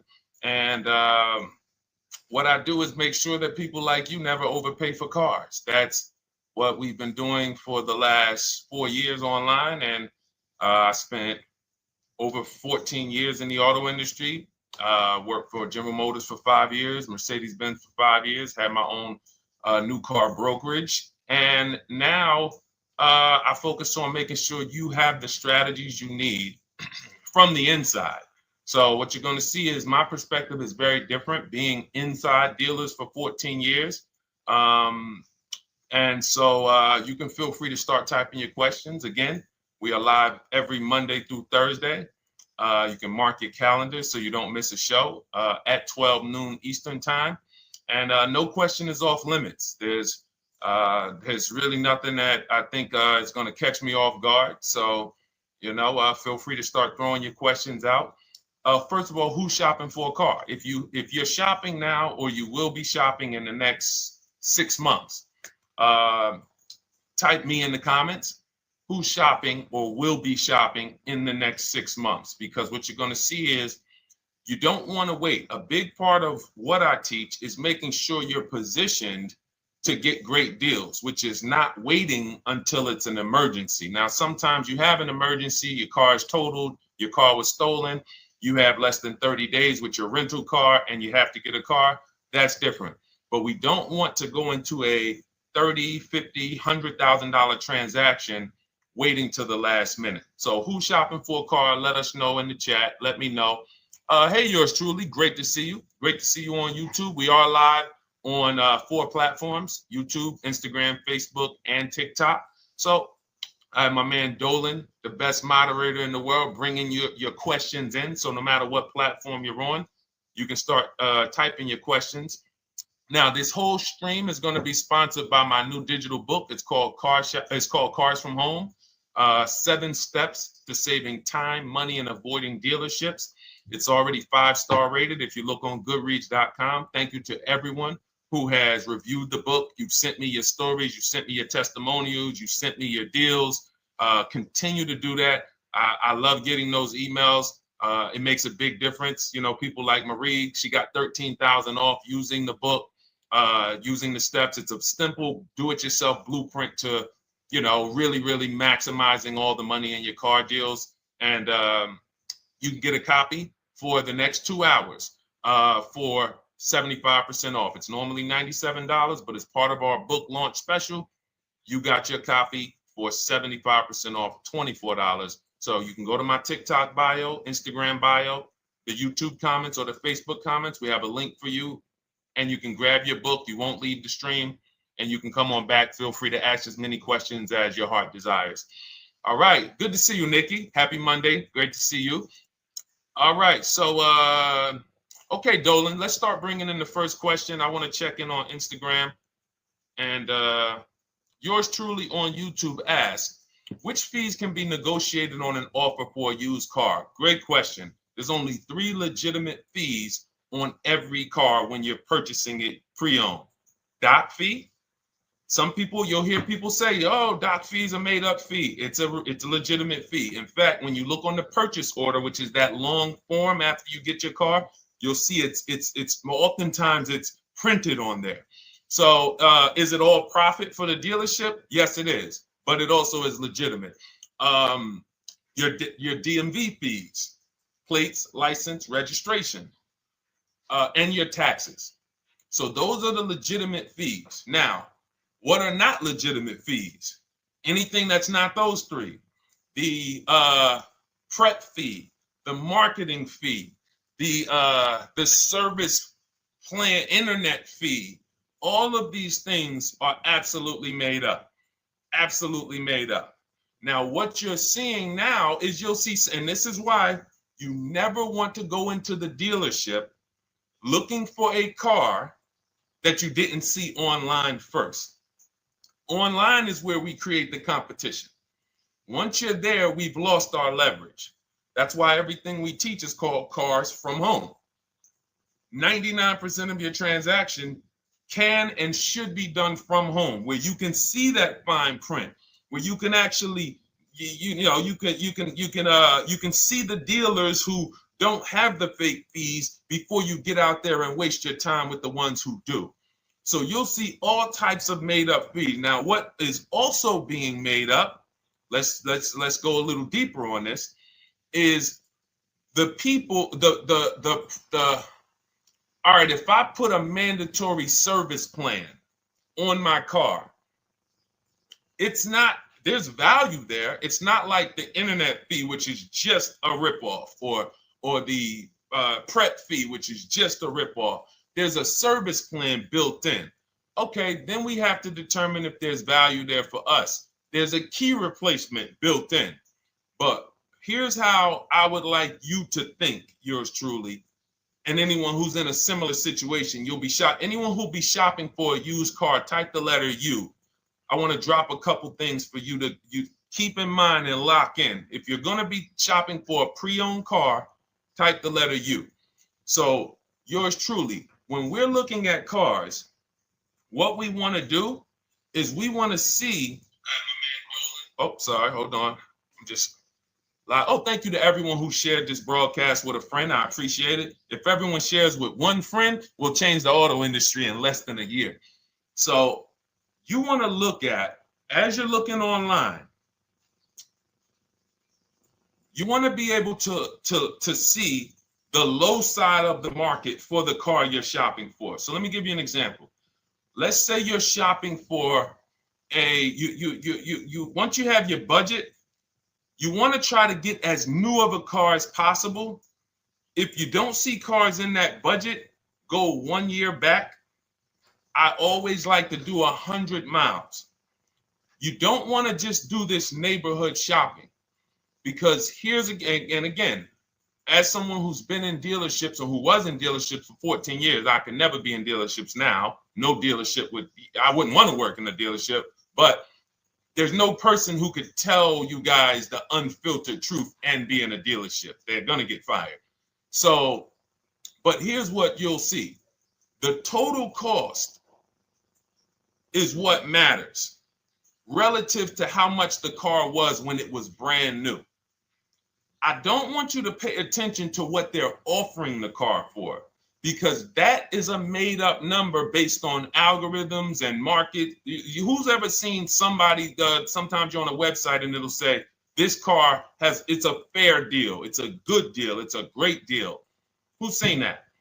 That's based on an algorithm. It doesn't actually, it's not real value. Here's what's real value. Let's say you're looking at 4 Honda Pilots. They're asking $22,000 for one, $23,000 for the other, $24,000 for the other, $25,000 for the other. So 22, 23, 24, 25, right? Now you're looking and you're like, well, these cars look a little similar. You know, this one, what's the best deal?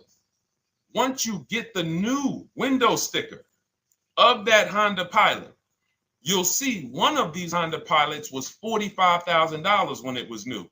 This other one was $46,000 when it was new. But this other one was $53,000 when it was brand new. And that's the one that's actually giving me the biggest discount. That's the value. Without knowing the original price of that car, we can't determine what value we're getting in the price they're offering us. And when we don't do this, we make this mistake. We end up doing what some people did during the pandemic. They paid the same price for pre-owned cars as they were when they were new. Everyone didn't do that, but a lot of people did because they thought this was my only option. There were people who paid $27,000 for a Toyota Camry that was brand new, $28,000. This is how we prevent that. When we call that in Cars from Home, in my book, the true value discount. And this is how I bought my Infiniti truck. I was literally looking at 3 of them, 4 of them. They all had similar prices from 30 to 31.8. And literally the one of them was 46, one of them was 48, one of them was 52, and one of them was 55. So when you do that math, and I have a calculator in my book that does it for you, but it's simple. You just put the MSRP in and you create and you divide the asking price into the MSRP. And you'll see, oh, wow, this deal is giving me 42% off. This deal is giving me 30% off. So you see how simple it is now to shop when you look at it, when you're looking at it that way. Oh, this deal is giving me 30% off the original price. This deal is giving me 44% off the original price. Then you weigh those things out. Now, how? I know what some of you are thinking, Deshone, how do we get the original window sticker? You get the original window sticker. Some brands have it on the Carfax. They have a deal with Carfax. And then sometimes you can Google Maroney label. You're looking for this. I'll show a picture of Maroney label. That's a window sticker. This is what you're looking for. Maroney label. And you can do window sticker, new window sticker. There is a service out there that gets them for $5. Again, I'm not affiliated with it, but here's what you should be looking at. That $5 is like my inspection on a home. I'm only doing this for my top 3 to 5 cars. Top 3 to 5. And once I get that, boom, now, if you're not doing this, there's no way you can get great deals on used cars. It is literally impossible because all you're doing is basing it off of smoke and mirrors. So I'm here to tear back, to reveal this whole industry is smoke and mirrors. It's all about psychology, and it's not about you winning. It's about dealers making you think you won. Hold up. Wait. Wings Buff on Instagram said the audio is not working. I smell sabotage towards you. Let me know if the audio is not coming through clear. Let me know, and we'll try to adjust it. I don't know. Yes, exactly, Amanda. It's called real value. Real value. We call it the true value discount. That's what it's called. So it's biggest discount from the original price. So when you're out looking for pre-owned cars, your only mission is to look at, you can ask the dealer sometimes, hey, you got the original price of the car? Again, you don't buy a new car without it. Thanks, Creole Queen. I appreciate it.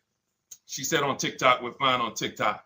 I don't know why it may be coming through different on Instagram, but maybe log out, log back in, and let us know if it's something that is just coming through on Instagram. But you'll see the difference. Type $ if y'all understand that before we move on, because we got a lot more questions coming in. But without getting the new car price of the used car, it's impossible. We can make up a price. We can literally just make up a price. Oh, we're asking $32,000 for the car. How do you know that's a good price? But when you know, oh, that car was originally $61,000, they're asking $32,000 for it. Oh, I saw another one over here. They're asking $30,000, but the original price was $50,000. It's not a good, you get what I'm saying? Lower price, which is what most people flock to. Oh, this one over here is $1,000 less. But that $1,000 less is getting you $8,000 less vehicle. Okay? Type $. All right, yours truly said she's good. Did y'all get that? Y'all getting this? Let me know if y'all getting this. All right. Thanks, Sweet Now. All right. We are live. This is our Monday, May 12th show. We do these shows Monday through Thursday, 12 noon to about 1:30 p.m. Eastern time. So we'll also rebroadcast the replay throughout the day. So if you couldn't catch it live, definitely catch the replay and you'll be able to catch up on anything you missed. EJ, great to see you on Facebook. How do I buy a Tesla since they only are online and at one price? Great question. You don't negotiate with Teslas because they are actually one price. So when you look at a Tesla, you're actually looking at something none of the car dealers do, but they want to make you think they do it. One price, which means when you come into a Tesla in New Jersey, same price in California, same price in Florida, same price in North Dakota. Every other brand Every single car is individually owned and operated. Every car dealership. And, I remember like somebody came on the show and said, oh, Nissan is overpriced. I said, no, whatever Nissan dealer you went to was overpriced. There's another one probably 10 miles away. There's another one 15 miles away. There's probably 8 more of them within 25 or 30 miles. When they can make you think, oh, we're all the same, they got you. Big mistake. Very expensive mistake. Thinking every dealer is the same. They're all different. Even the ones that are owned by the same people, most times are still in some competition with each other. But Tesla, unless you're buying a pre-owned one price, no matter where you go, no negotiation. That's what it is. No other brand is like that, though. Go ahead, Dolan. Next question. Good to see you, Nia. Good to see you, Chantel Davis. Vanessa, good to see you, Maze of Empathy. Jonas checking in on TikTok. Great to see everybody checking in. Yes, exactly. Now, I'm actually pulling up something from my first book. It was called 52 Car Buying Questions Smart People Don't Ask That Cost Them Thousands. One of the questions was, how, when, and why should you visit a car dealership? How, when, why? There's only 3 reasons to be in a car dealership. 3 reasons. That's it. You're there to pick up your car because they don't deliver. You're there to test drive a car, or you are there to have your car that you're selling them appraised. That's it. You're meeting with the used car manager to have a car appraised. That's it. Everything else we do at home if you want to get the same results that the people are getting who are getting. Look, this is Christopher. Thanks so much for these resources. Read your entire book last night. I've already been underway trying to put my deal together. What a great book. I have my quotes together, and now I'm ready to take the next step with the calculator. Now, what he's talking about, notice he said I have my quotes, plural, because we teach something called the 25 to 5 strategy. You're connecting with 25 dealers. This is for new cars and leases. Different process for used cars. You're connecting with 25 dealers online. I'd show you how to do that in 20 minutes. This is not car buying school.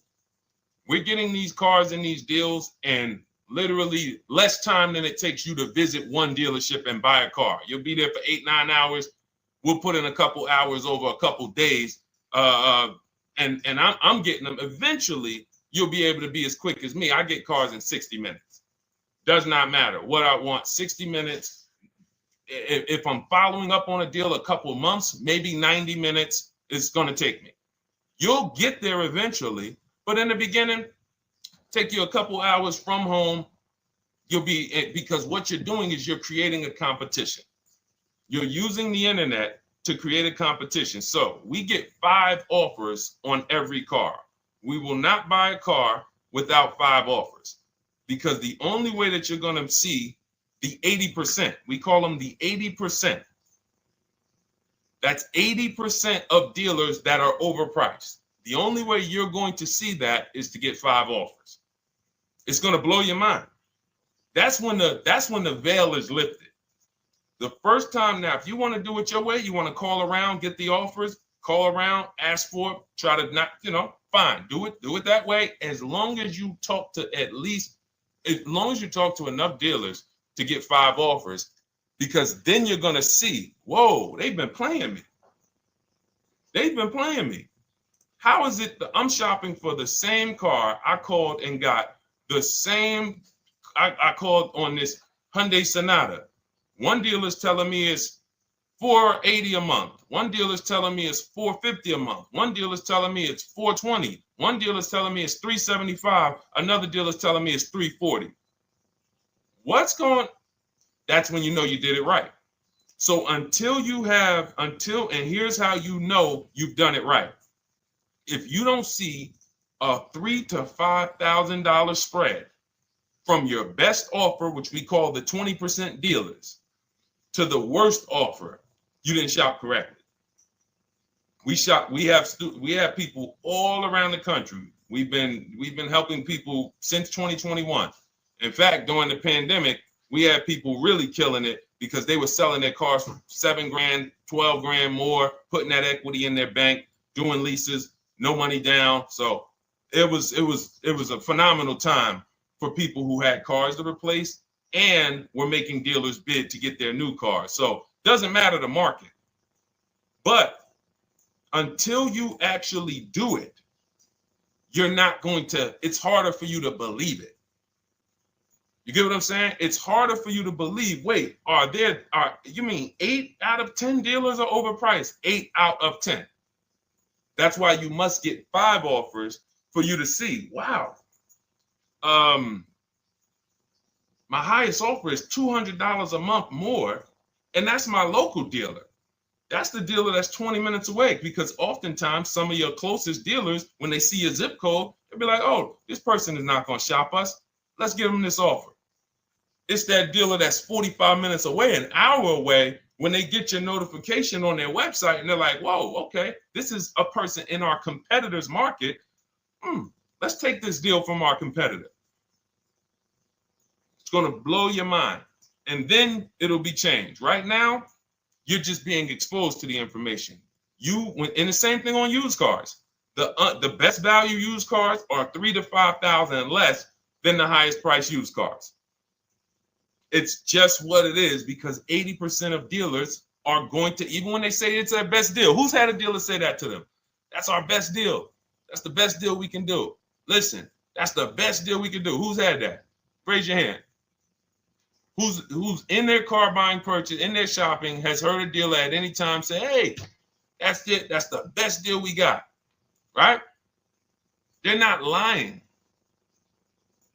They're just not going to do, they'd rather you leave and they'll sell the car to someone else. Because they're like, we're not going lower than this. But here's the thing, their competition will. That's their best offer. It's not their competition's best offer. So it's very important to understand that. Okay? All right, let's go, Dolan. Let's keep it going. Next question. Oh, good day. I'm glad you got the book, EJ. Use it. Win. Send me your success stories. Continue to just follow it step by step. Ask yourself, what step am I on? It's like a checklist. Boom, that step's done. Go to the next one. Boom, check. Go to the next one. Hey, I'm looking for a car right now. I have 7 to 10 grand. Which way should I go? Well, I mean, if that's your budget, you probably can look for, and this is not what I teach, but I do have we call this a smart car. It's not that type of smart car. The little one stands for saving money at the right time.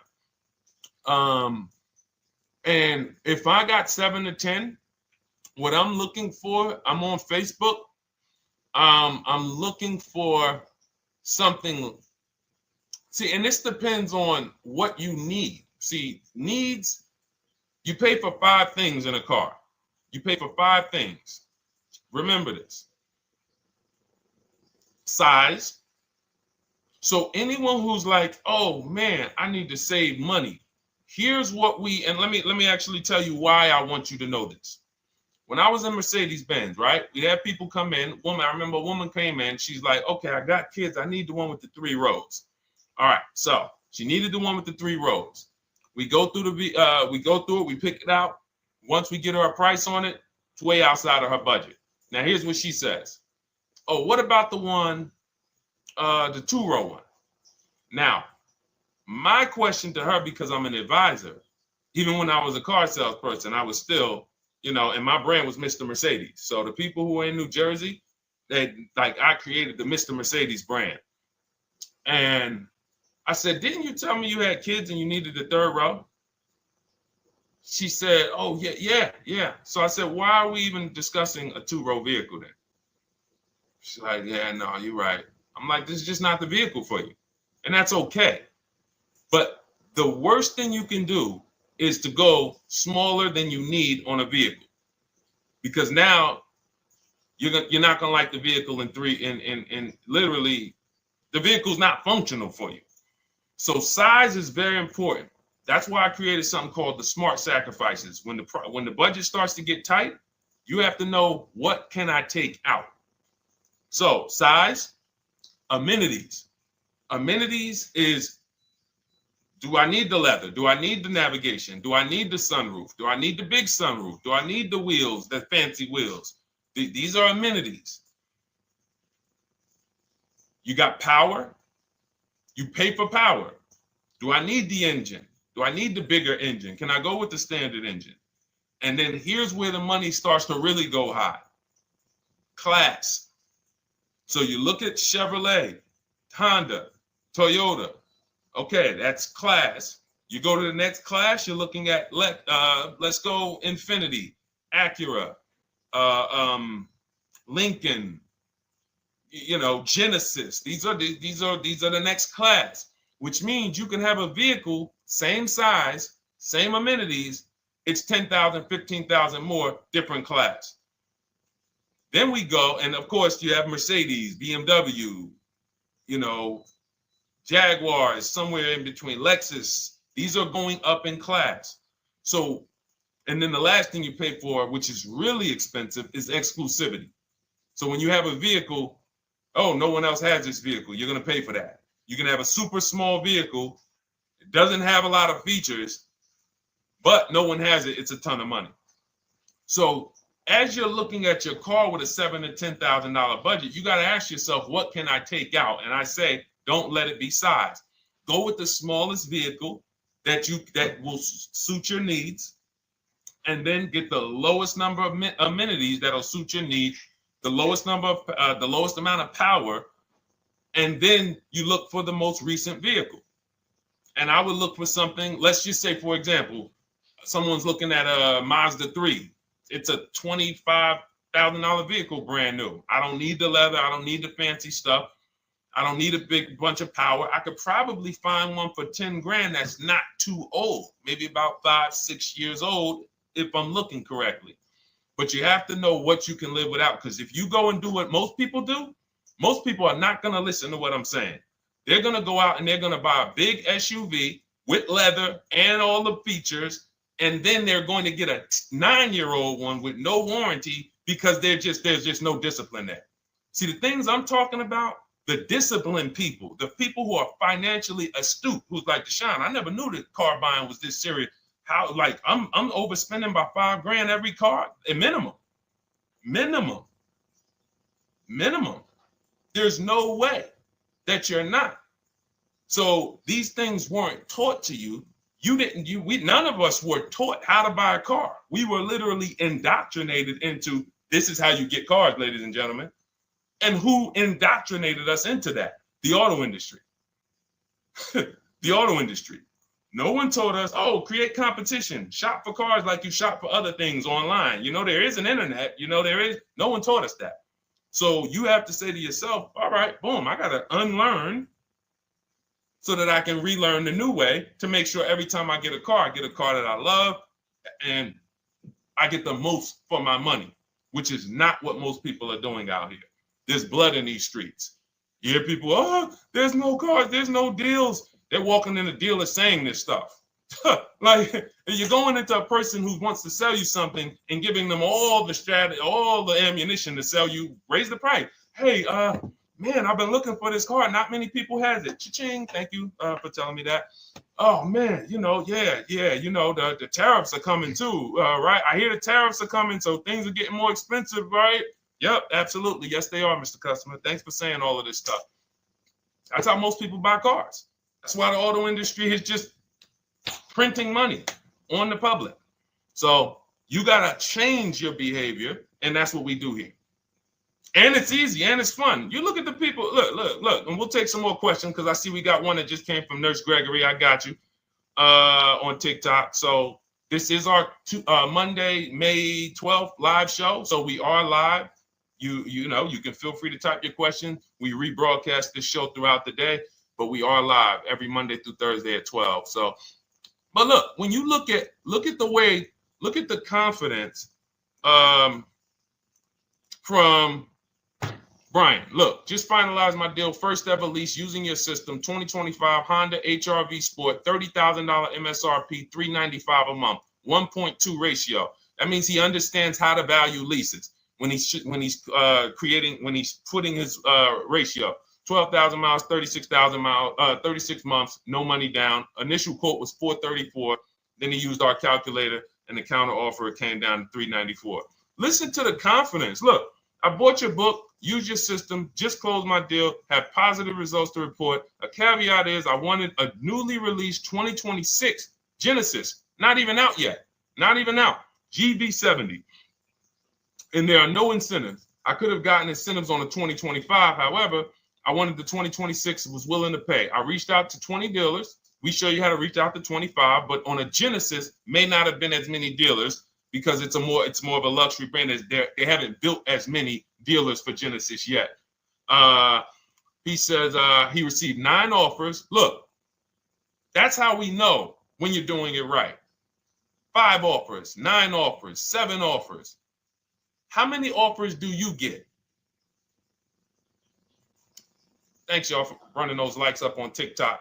Could y'all just keep double tapping the screen every time you hear something you like? You're going to see those likes continue to run up. See, this is it. I'm happy with this. Look, he gets an $815 a month payment on a $58,000 vehicle, 1.4.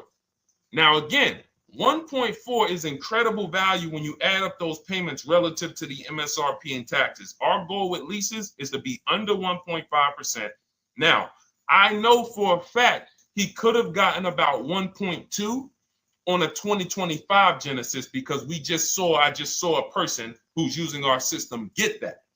Phenomenal deal. But he wanted that 2026. So he gets his bids.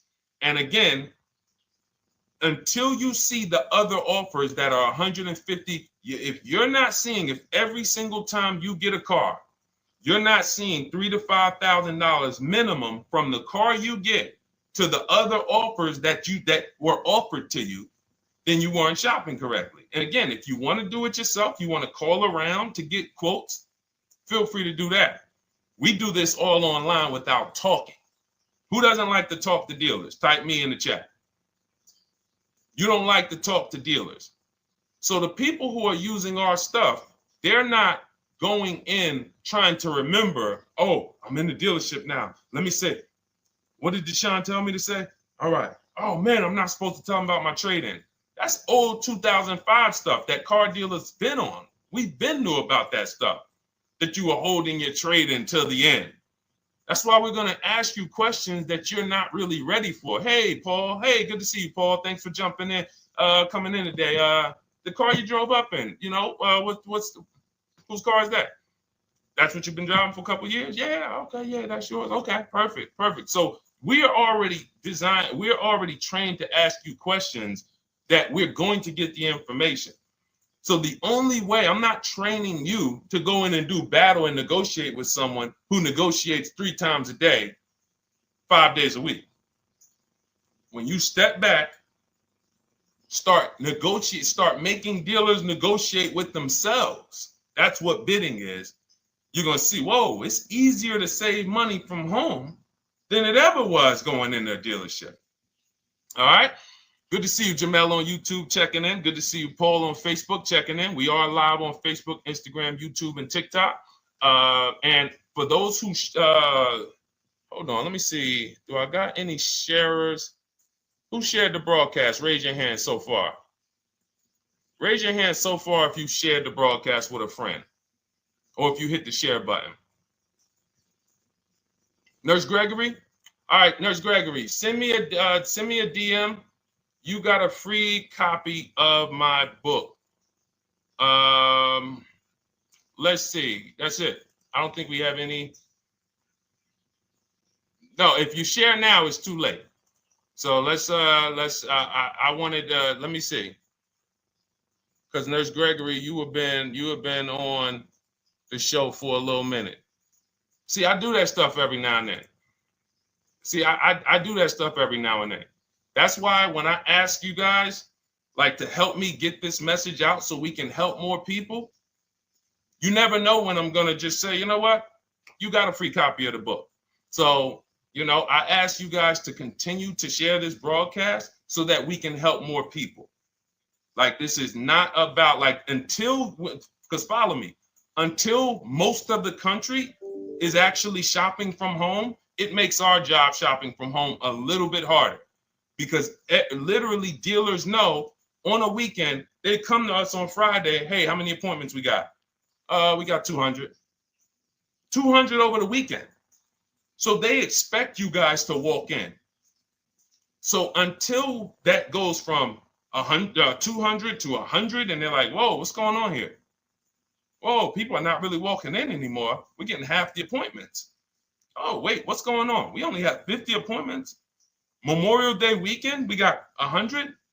We're normally at 300 appointments over a Memorial Day weekend.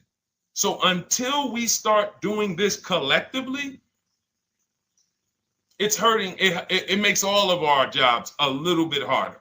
So that's why I appreciate the people who share the broadcast. Yep, send me a DM. Okay, so let's go. We got more questions coming in, so pull them up, Dolan. Let's go. And this whole stream is sponsored by my new digital book. It's called Cars from Home: 7 Steps to Saving Time, Money, and Avoiding Dealerships. It's already 5-star rated. And, I'm reading a couple of the testimonials. Thank you to the people on Goodreads who reviewed that book. Thank you so much. And it's normally $97, but as part of our welcome offer, you can get yours for $24. That's 75% off. You can go to my TikTok bio. It's only for 2 hours. So once that 2-hour timer goes to zero, price does go back up to $97. So head to my TikTok bio, the Instagram bio, YouTube comments, or the Facebook comments. Grab yours for $24. Save you 75%, and just use it. It's a step-by-step blueprint checklist to dominating the car market. Okay? And someone remind me to talk about the 3 pillars of great car deals before I end the show. Please, the 3 pillars of great car deals. We got about another 45 minutes, but remind me before we end the show. If you don't operate with the 3 pillars, there's no way you can get a great car deal. And I know this sounds like bad news, but I can't get you the good news. I'm like a financial doctor. And we have financial cancer when it comes to cars. So it's not a pleasant thing, but we can get you to the other side. You're losing a ton of money. You're losing equity. You don't even know you can sell cars without the title that you haven't paid off yet. You don't know you can sell leases. All of this stuff is costing you thousands and thousands of dollars, but we can get you to the other side. Third, so nowadays, it's always better to just buy new, especially if you plan on keeping the car long term. No, absolutely not. If I'm keeping the car long term, there's something. So step 1 in our book is called the 8-year rule. It's the 8-year rule. Who's always wanted to know what's better, buying or leasing? Type me if you've always been like, Deshone, I hear about buying, I hear about leasing. When is it better? When is it better to buy? When is it better to lease? Who's had that question? We have an anchor called the 8-year rule, which answers the question. The next car you're buying, how many years are you planning to keep it? Type it in the chat. We had a bunch of people that said they'll be shopping. The next car you're going to be purchasing, how many years do you plan to keep it? Okay, Nurse Gregory, I see 5. Okay, let's get some more answers. How many years do you plan on keeping the next car you are going to purchase? 2 to 3 years, Jamel Singletary. Perfect. Good to see you, Jamel. Rain King Leo on Instagram, 2 to 4 years. Perfect. Okay. Paul on Facebook says as long as possible. You got to go with a year. See, that's the reason why. See, the longest possible, well, give me a year, a number of years, because you're going to see people be like, oh, I plan on keeping that car, and I didn't do the research to even find out that the car wouldn't last that long. So, I'm not going to buy certain cars planning to keep them as long as possible, because it says literally around 100,000 miles, I'm going to start having problems with them. So if I buy them pre-owned, then I get to 80,000 miles. I mean, car starts having, so we need years. Mel Nelson on Facebook, 9. Paul, I see you, 10. Okay, Danielle Rosario on YouTube, 5 at least. So check this out. Roashu, I'm sorry, I probably butchered your name, on Instagram, 6. All right, DJ Ant Nice on TikTok, 6. Okay, 8-year rule says If your answer to that question was 8 years or longer, you should be shopping for a purchase, new or pre-owned, depending on your budget. Now, if your answer was less than 8, then you should be shopping for a lease. Both of these things come with caveats. Below market. Not these lease deals you see on commercials. Those are not lease deals. I don't even call them deals. None of those prices, as you guys see me share the leases that my students get all around the country and the people who read my book, you're going to be like, wait a minute. Those don't sound anything like the prices I see on the commercials. They're not. We get below market leases. And most of the time with no money down. We always shop with no money down. On a purchase, you need a below market purchase. Again, you should see $3,000 to $5,000 above on other cars that you didn't buy. So the car you got, whether you're purchasing it or leasing it, it should be $3,000 to $5,000 below the other offers that you've seen, the other cars that you've seen online. So when we look and say, do we go new or pre-owned? And I know some of you got shocked with who was taught never lease a car. Like when I just said the 8-year rule, and I said, hey, all of you who your answer, Jamel, 2 to 3, you should be shopping for a below market lease. Dario, YouTube, you should be shopping for a below market lease. Madison, Marv on Instagram, below market lease. Yep. Rain, you've had your car for 3 years. You're already debating getting rid of it. You should be shopping for a below market lease. Yep. Nurse Gregory, below market lease. DJ Ant Nice, below market lease. We'll talk about that in a little bit. You can ask why. But raise your, if you were taught never get a lease, never lease a car, let us know in the chat and we'll handle that. But I want to answer the rest of this question because he asked, is it always better to buy new? So if his answer, for those of you who said, I'm keeping more than 8 years, I'm not breaking the 8-year rule, I'm shopping, don't think about leasing. You're keeping at least 8 years, leasing should not even be in your vocabulary. Now, new or pre-owned. That's based on 2 things. First is budget, because you want to go over your needs and say, what do I need? Can I get everything I need in a car for my budget? New? No. Most times, you can't. So if you have a large budget and you're like, Deshone, I could actually go new or pre-owned. What should I get? Now that's a matter of your values. The values say, I've had 2 groups of people, long-term people. When I was in dealerships, some of you know I was with Mercedes for 5 years, General Motors for 5 years. I've been in the auto industry for 14 years. People would say, Deshone, man, I only get a new car. I'm like, yeah, I only get a new car every 10 years. That's why I get my new car. I'm going to treat myself. That's values. Now, some people say, well, I could afford both, but you know what? I want to knock 20, 30, 40% off the price. That's values. So it's a matter of your values. If you can afford both. But no, there's no one-size-fits-all formula. That's what got you guys in trouble. That's where you get in trouble at. Listening to people online and say, all of you should do this. All of you who's heard people say, this is the funniest thing in the world to me.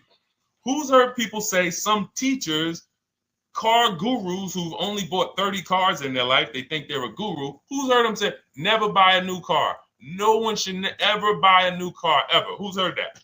Who's heard that? Who's heard that? I'm going to tell y'all how funny this is and how bad this advice is.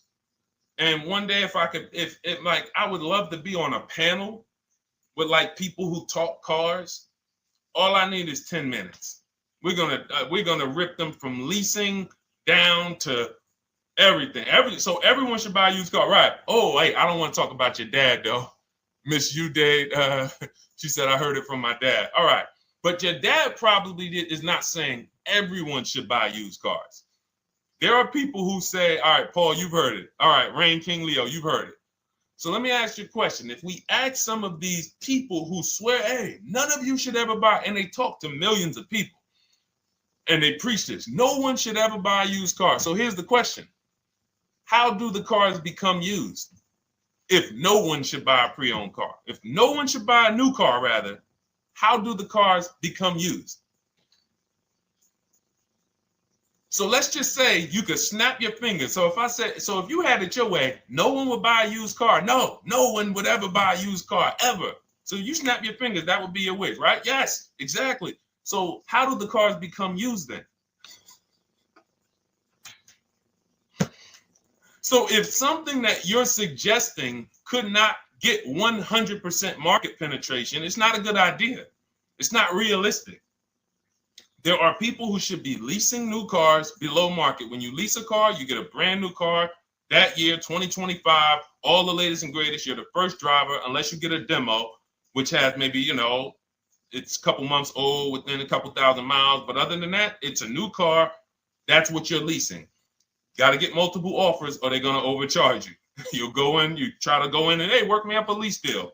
You'll be like, whoa, this doesn't sound like what Deshone said those leases. But that's got to say, because we don't go into dealerships to get lease prices. We stay at home and get multiple prices from home. You're walking into an 80% dealer. But yes, that's the difference. So the 8-year rule is to be your anchor for when I should actually be buying or leasing. And then once you go and say, I'm buying because I'm keeping 8 years, then you let your budget dictate whether you're going to shop new or used. And then you if you could afford both, it's a matter of your values. You want to treat yourself to a new car because you can afford it, make sure you get a below market deal, multiple offers, or do I want to get a pre-owned car so I can knock 20, 30, 40% off the price? Okay. All of this is in my digital book, Cars from Home, 7 Steps to Saving Time, Money, and Avoiding Dealerships. You can get your copy for 75% off for the next 2 hours. That's our welcome offer. And you'll have everything I teach about how to get below market leases, below market purchases, below market bank bidding wars. We created something called the bank bidding war. For those of you who are going to need a loan, where do you get your loan from? Some of you say the dealer. Some of you say, oh, I get it from my credit union. Some of you say, oh, I get it from my bank. This needs to be a bid, because whenever you're doing it like that, you don't know. How do you know for sure that that was the best interest rate you could have got? 2 points on a loan could be $2,000. 2 points. So if somebody said, oh, I'm paying 6.9, but you could have got 4.9, literally thousands of dollars. So, and again, that goes into the 3 pillars of great car deals. We haven't discussed that yet. We'll do that before the end of the show. All right, let's go. More. Oh, by the way, for those of you who I didn't finish the sentence, you want your copy at 75% off instead of the $97, which is the normal price. You get it for $24. Head to my TikTok bio. There's a link there. Click it, and then head to my Instagram bio. There's a link there, and then we have a comment in the Facebook and YouTube comments for you to grab your copy for 75% off. Once it's 2 hours expires, goes back up to $97, and it's still worth every penny, because as you can see, Marie used it and she saved $13,000. So what's her return on the investment of $24? Just wanted to reach out, say thank you. Using your guide, which is the book, I saved over $13,000 off MSRP, got my payment to be hundreds lower per month and maintenance included, no money down. Just wanted to say thank you. Keep sending me these emails, y'all. I love bringing these emails onto the show. Like, our world, that what we do with these cars it's a whole different world. Like, that's a great show, but it's also our life. Like, different, it's a different world. We operate in a different world. I got a lot of books on my shelf here. I cannot tell you books that actually give me ROI like Cars from Home. Like, she bought a $24 book. Even she might have got it for $97. And she saved $13,000 on one transaction. What about her? What about her significant other, if she has one? What about her children? What about her family and her household? What about when her mom or dad needs a car? It's endless ROI for one investment. Okay? So shout out to everybody that got their copy. Please keep sending me your emails. I love getting them. Let's go, Dolan. Next question. Awesome, DJ and Nice. You're gonna love it.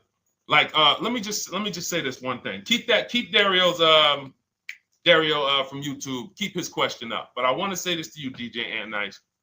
My niece, she's 20. Some of you heard me talk about her on earlier streams. She told me, listen, Uncle, when she asked me, what should I do? I said, I knew she's not keeping the car 8 years. I asked her because there are some young people who just are not into cars. Like they will literally drive one car long term, but typically in your 20s, things are changing, jobs are changing, families changing. Your needs for the car may change. So I'm like, listen, 8-year rules. You should be shopping for a lease. You're going to save way more money. Most people go out there and they'll tell you go buy a used car, and they'll put you in a used car for $300, $400, $15,000 is only, that's $300 a month. They'll go and put you in a, $400 payment, $20,000 used car, $18,000 used car. You barely got a warranty. Maybe you got no warranty. So in a year, 2 years, you better have a tow truck on speed dial, just so, you never know. You get what I'm saying? Not saying it's a bad car. Used cars, 5-year-old, 6-year-old, no warranty. You better have roadside assistance. So I said, let's do this. Pick a new car, go drive one, pick one under $30,000. Because she said, I would like my payment to be like, under $350. I'm like, all right. She's got her credit to where it needs to be. This is why we should have our young people with their first credit card early, or as a what's the term? It's slipping my mind. When we add our our people to our account as parents, authorized user. And so she goes out, she drives the Hyundai Sonata. I said, okay, perfect. She said, I like the car. We get her offers. We started getting offers for her Thursday. By Saturday morning, her best offer was $338. We sent out counter offers because I have a counter offer calculator in my book. So when we get the offers, this stuff takes you minutes. Again, I'm not inviting anyone to college to be a car salesman.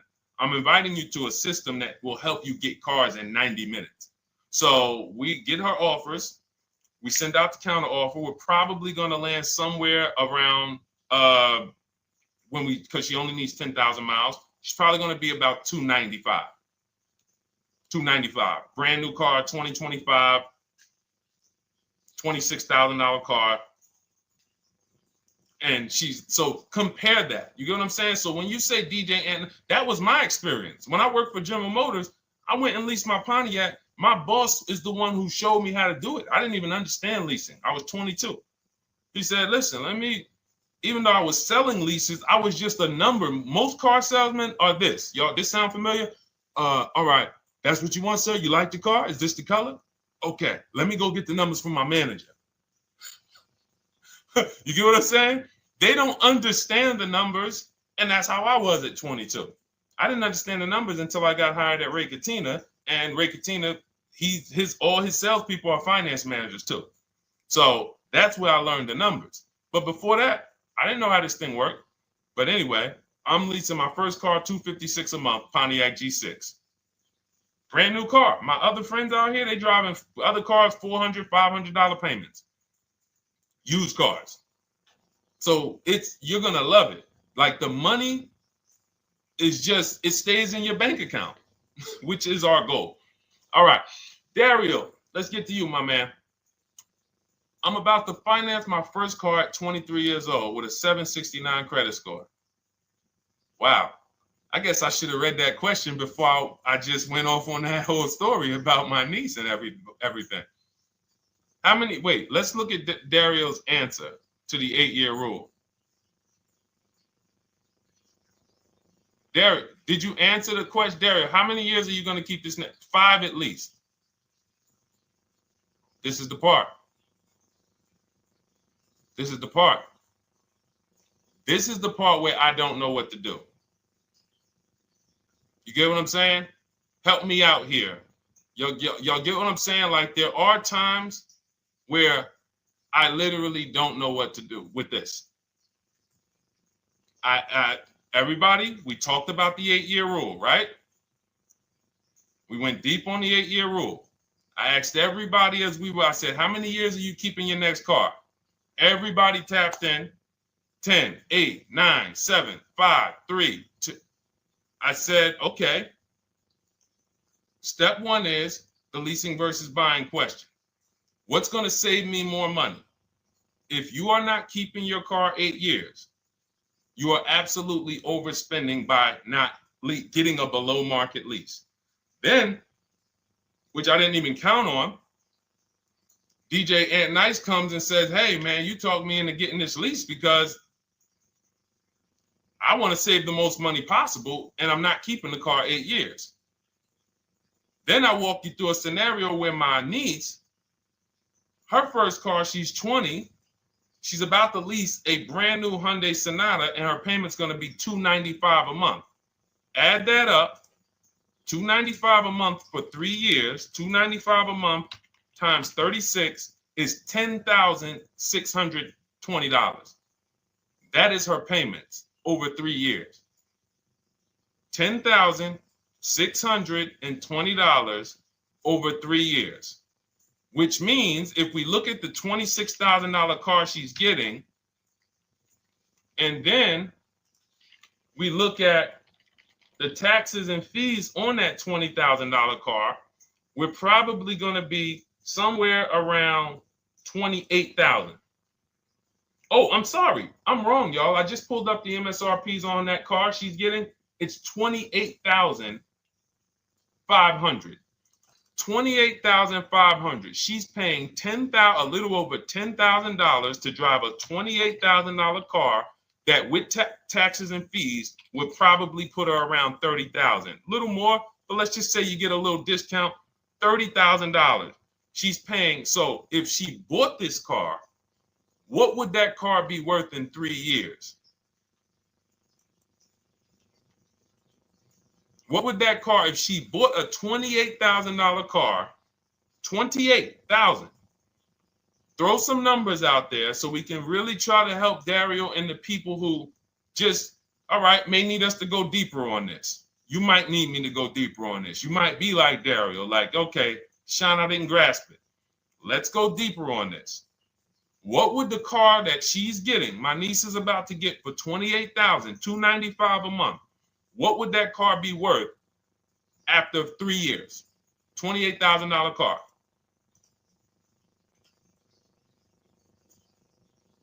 KJ Wonder, it's in the bio. Just click that link in the bio and you'll see a link that says $24 welcome special. Go grab it and come on back to the stream.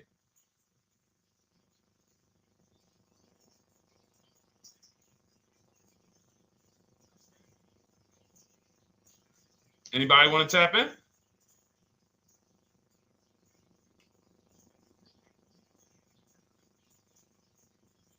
Thank you, DJ and Nice. I don't think that's right. So a $28,000 car after 3 years is worth 23? No. That's not after 3 years. That's probably like 1 year. After 1 year, it'll probably be worth 23. 15K depending on the brand. Paul, I think you're gonna lose more than. I don't know one car that sometimes like I don't know one car that depreciates $8,000 in 3 years. So I'm a conservative person when it comes to my numbers. That car is like, let's be real here. You don't buy a Hyundai Sonata, come back in 3 years, you paid $28,000 for it, come back in 3 years and they give you 20 for it. It's going to be more like $13,000, $15,000. What if you have an accident? You get what I'm saying? So, and unfortunately, you know what's hard about this? The only people who really understand depreciation and how much cars lose value are people who pay cash. It's very tough for you to see what you're really getting when you're a payment shopper. But as someone who never, listen, people would love to go into a dealership, get a car for $28,000, come back in 3 years and get $20,000, come back in 3 years, get $18,000. I only lost $10,000. That doesn't happen. That's why people come back in 3 years and they're like, that's all I'm getting? So the point is, she's paying $10,000 of depreciation over a 3-year period. That's it. So in order to beat what she's about to get, or people who are getting below market leases, any people who are getting below market leases like we teach, you would have to get at least $20,000 to beat her. You would have to get at least, because she's only spending $10,000 over 3 years. And sold by foreign. Guys, this is not, this is really not up for debate. And unfortunately, maybe the pandemic threw you off, because some of you, if that was like your first car you ever replaced, and you went and you got out of that car during the pandemic when every car was worth $7,000 to $12,000 more than it should have been worth. You can't do that today. And we had people right after the pandemic writing me saying, oh, yeah, I'm going to do this, and then I'll go and trade that and get all my money back like I just did before. No. That was a very rare case of limited supply, the supply chain of cars. Now, we might see that again with tariffs. When tariffs come, we might actually see our cars appreciate, because the whole new car market is going to be more expensive. But cars are not, literally the depreciation curve on most cars are 15% the first year, sometimes 20, another 15% the second year, 10%, 5%, and then it gets smaller. Once you get to about 7 years, the depreciation starts to cool off.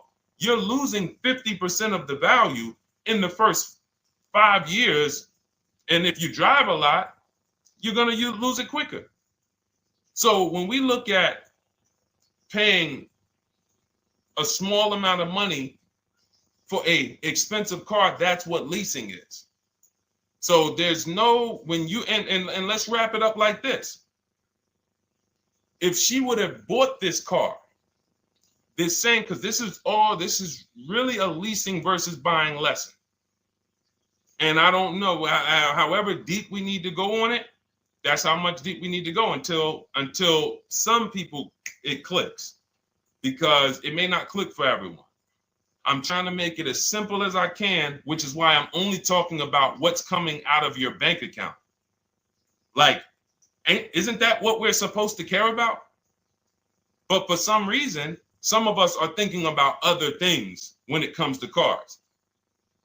We go into somewhere else. So let's look at if she would have bought this same car, the same $28,000 car, with taxes and fees, probably about 31 and change.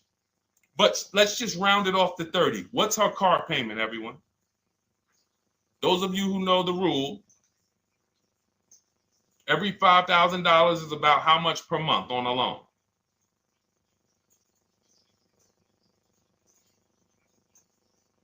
Every $5,000 is about how much on a loan?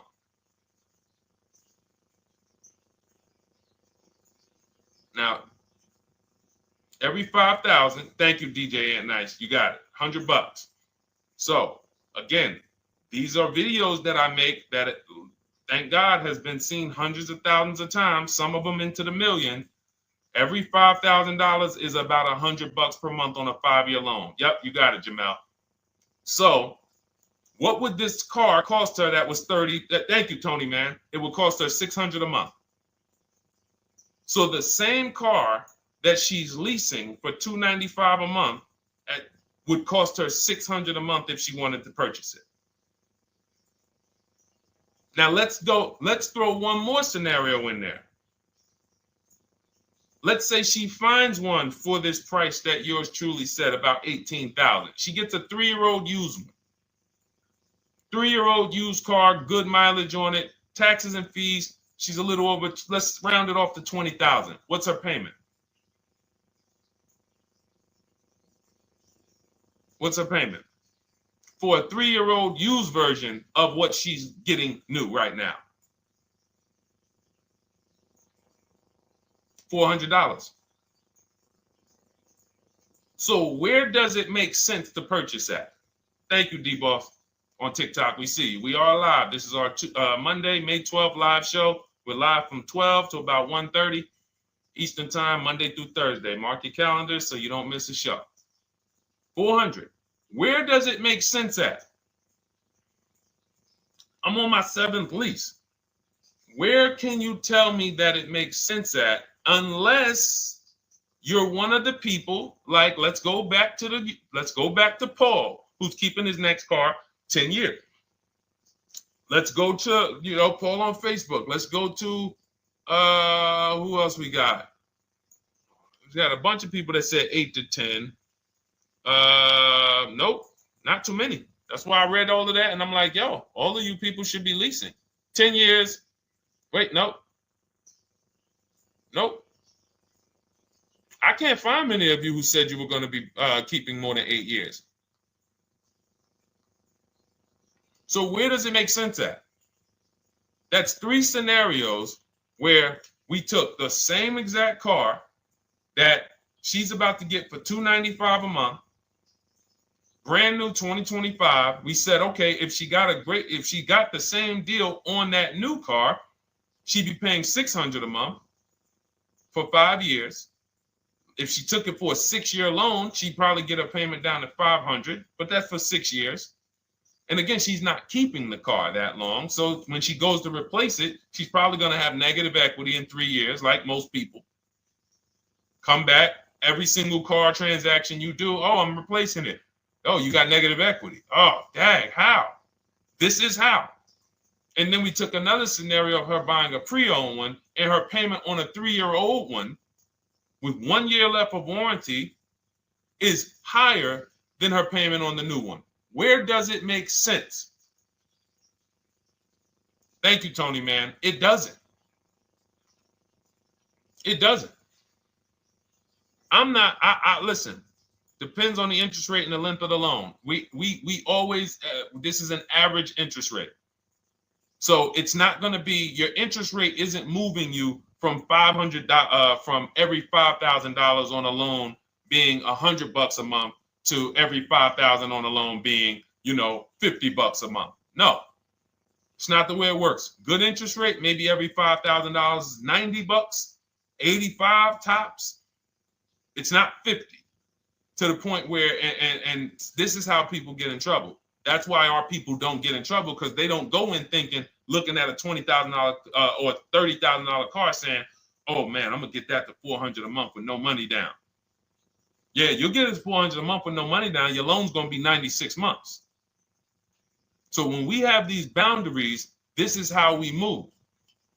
We're not even talking about the bidding process. We're talking about the bidding process is how we get the dealers to give us the best prices.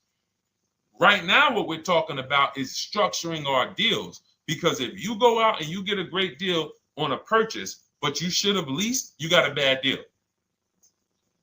You got a bad deal. If you go out and you get a great deal on a purchase, let's just say she gets $5,000 off this car. So instead of 30, she purchased it, she got them to knock off $5,000. Her payment still, instead of $30,000, it's $25,500 a month. Thank you, Just Enjoy, appreciate it. It's fine. So a great deal on a purchase, when you are not keeping the car 8 years, is a bad deal, because it cannot compare to if you had gotten a below market lease. It just doesn't compare. That's why I'm showing you these numbers. I'm a math person. I was in calculus as a junior. I love math. And my goal is to try to make the math simple by just showing y'all, hey, here's 3 scenarios: new car, used car, lease. Here are the numbers: $600 a month, $400 a month for the used car, $295 a month for the lease. But we say we want to save money. We say, oh man, things are getting more expensive. Money's important. But we're still letting old mindsets make us do things that don't serve us, because we were taught that, even though it makes no financial sense. So the hardest thing that I have to do is get you to unlearn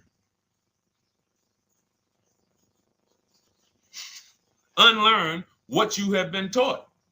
That's why I represent this brand, because I realize I can't do anything for you until you get rid of the bad stuff that you picked up. You didn't go to school and you were indoctrinated into, this is how they taught me to get cars, even though it makes no sense. It creates buyer's remorse. You leave the dealership hoping you got a good deal. I hope I did all right. You wouldn't bet a dime on it. If somebody came up to you, hey, would you bet money that you really didn't get a good deal? You would be like, oh no, I wouldn't take that bet. I don't.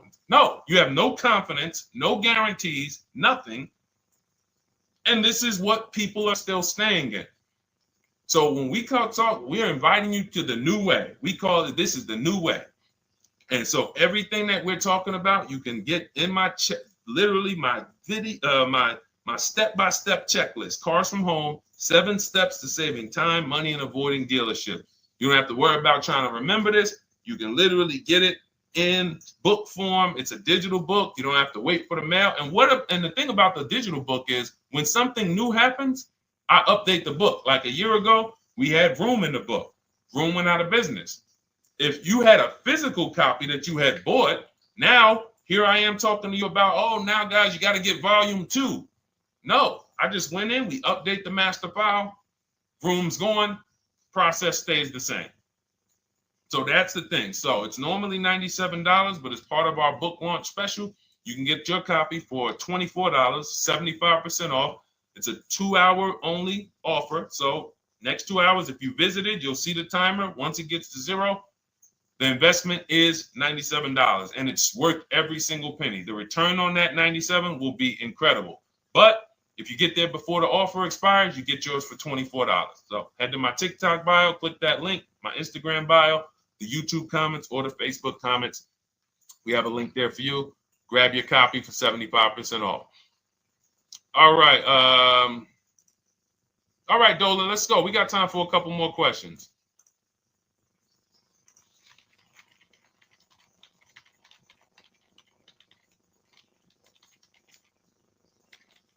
Okay, I'm shopping for a 2018 to 2019 Platinum Escalade. Should I buy in town, or what do you feel about delivery charges from out of town? I would compare. So it goes back to what we started talking about on the in the show when we first started. Total. This is why you need to know the original price. So when you know the original price, what you're looking at, and this is everyone who's shopping for a used car. Without knowing the original price, you're just grabbing at straws. You're buying based on made-up prices. You don't know. How do I know he's asking $65,000 for it? How do we know that's a good price? You don't. Buyer's remorse prone. Zero confidence in what you pay. But when we know the new price, oh, the original price of this one was $102,000. Original price of this one was $110,000. Original price of this one was $90,000. And when we get into more expensive cars, the losses become way more. To whom much is given, much is also required. So the losses on 80, 90,000, 200 Bentleys, Rolls Royces, the losses become multiplied dramatically. So if we knew, okay, this one was originally $102,000, they're offering this for $60,000. Oh man, they're giving me, 50, they're giving me 45% off. Oh man, this one right here was originally $90,000, but they're offering it to me for, $64,000. Well, they're only giving me 30% off. So you'll look, without knowing the original price, you're buying the wrong car because you're not buying based on value. You're buying based on made up prices. We think this is a good price in the market, but what is the discount off the new vehicle? That's the only thing. And then you use that and you say, okay, well, this one's giving me 45% off. It has 29,000 miles. This one's giving me 30% off. It only has 15,000 miles, and you can judge more accurately. You can judge accurately when you know real discounts versus nothing. So we must know how to get the new price. I mentioned it. Some brands have a agreement with Carfax. You can get it on the Carfax. Some brands have and some brands you can go to Google and Google the window sticker or the Maroni label, and you can get it that way. And then you'll see some companies that may sell it. But again, I'm never buying a used car without knowing the original price. And anyone who's listening to me and using the Cars from Home system, none of these people, Christy, look, none of these people, Milligan, Courtney, Melissa, Sheree, Ken, none of these people are buying a used car without knowing the price, the original price. That's how they get you. So when we look at what the price is with delivery, we're just factoring that in to the overall. So with the delivery, I'm still getting 42% off the original price. With the delivery, I'm still getting, so you factor all in cost compared to the original MSRP, and that tells you what the good deal is or what is not the good deal. And many of you, you're gonna see, whoa, I've been buying used cars that really don't have, because you're gonna pass on a lot of cars. Once you actually start using what we teach, it's an elimination system. It's a sorting process. We weed out the garbage. So a lot of the cars that you would have normally gotten thinking it was the good deal, you're gonna see, whoa, if I didn't know this, I would have got that car, because that car is $2,000 less money online. But when I got the original MSRP, I see that this car has $20,000 more equipment in it. MSRP of this car was 105. MSRP of this car is 85. Whoa. And it might not be that dramatic, but sometimes especially on some luxury cars, it will be. It'll be that different. So this is how we gauge value. So when we pull off in the dealership, you see people, they send their numbers. You're going to be quick to write me. Man, I can't wait to write Deshone and tell him about this. I can't wait. Man, you're going to be just like all these other people, all these people we show. Rosalie, I can't wait to write him because I am confident in my deal now. Like, whoa, bro, I just got a used car. I got 48% off the original price. Man, confidence. Would you bet money that you couldn't have got a better? No, yeah, I bet money, man. I did my research, man. I stayed at home. I used the internet like you walked me through it. There was no better deal. I had to, and you know how I know? There's a couple signals that I look for. People say, man, I had to drive an hour and a half to pick this thing up. I'm like, I know you did it right. People want that neighborhood dealer to be, oh, that's my dealer. You own it? No. Somebody did that. Hey, yeah, I work out with a guy at the gym. He came up to me one day. He said, yeah, because I went to my dealer the other day. And, they was telling me. So when I hear this, that just literally is like, oh, you own a dealership? Oh, no. I mean, you mean the dealer that sells you cars and services? Yes. Okay. See, it's just these are not our friends. People inviting their car salesmen to their barbecues. Start making them bid. Watch how quick you see Charlie is not coming to the barbecues anymore. You got your car salesman coming to the barbecues with you. Hey, how many cars?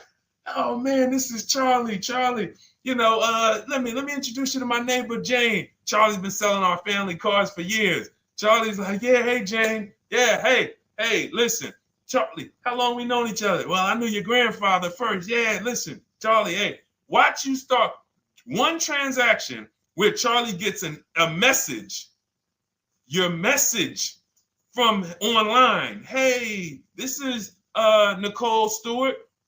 I'm looking for this car. We have all of these templates in my book too, so you don't even have to think about what you're going to write. You just copy and paste them. Hey, phone's going to be ringing from him. Now, we use a shopping email and a shopping phone number. We never give the dealerships our phone number. We don't want dealerships coming to our personal phone number. We use a Google Voice and we create a brand new Gmail.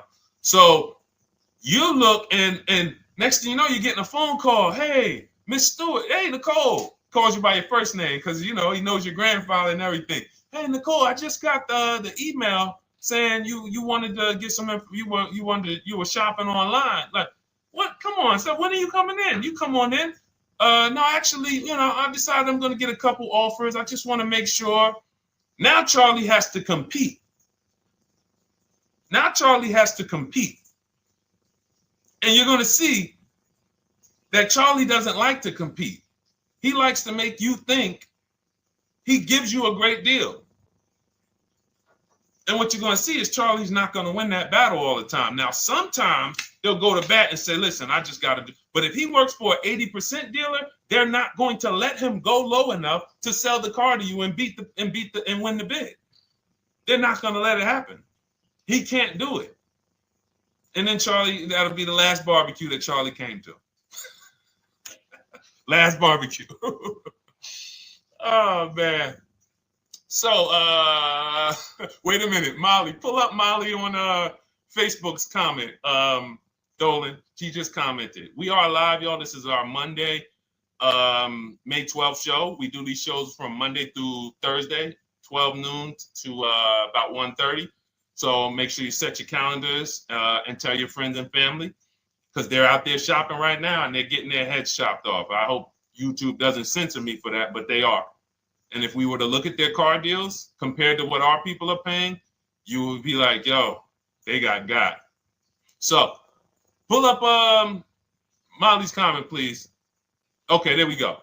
After listening to you, okay, I got called in for another option of SUV I ordered, and boom, they had over $6,840 in options. Ceramic coating, tint, theft protection, yet they kept going down on the price but never removed it. I left. See, and this is, so there's two. One thing you did wise was to not take the deal. What I want you to get to is the point where people can no longer waste your time. When you get to a point, see, with all of you using the Cars from Home system in my digital book, it's impossible to have anyone waste your time. Because when they waste your time, they actually still feel like they won. I'm going to tell you why. We're going to sell this car to someone else, and you still need a car. So that's why that's a reason why who's heard wait till the end, this bad negotiating advice, wait till the end to tell them you have a trade. They know that they literally will do this whole negotiation. You've been in there for 3 hours, 4 hours. Now you spring your trade in on them, and they know, well, we don't have to give her what she wants. We don't have to give her $16,000. Yeah, offer her 14. Offer her 14. Because she's been in here negotiating back and forth. We already dropped our price a little bit. We still got profit we're making, but listen, let's try to make some of that back on the trade-in. All right, offer her 14. Now you've been in here and you're like, no, wait, I know I could get 16 for it. Listen, the car's worth 14. I mean, listen, if you could get 16, God bless. Now they're in a position of strength, because if you walk away, you still need a car. You've wasted hours of your time. And if you take the deal, they won. So it's like some people be like, man, because that's what they're thinking about. You know how many people say, Dad, all right, I know I feel like I could get 16, but do I really want to go through this all over again? All right, let's just do the deal. Lost. Didn't get the money for their trade-in, have no idea if they're getting a good price on the new car. They haven't gotten other offers. That's the car business. That's what 95% of people do. That's the car business. Leave thousands on the table. And now we can talk about the 3 pillars of great car deals, because that actually ties into what we're talking about here. Thank you, Nicole. Thank you. Helping out the community. Listen, I help everybody willing to listen. I have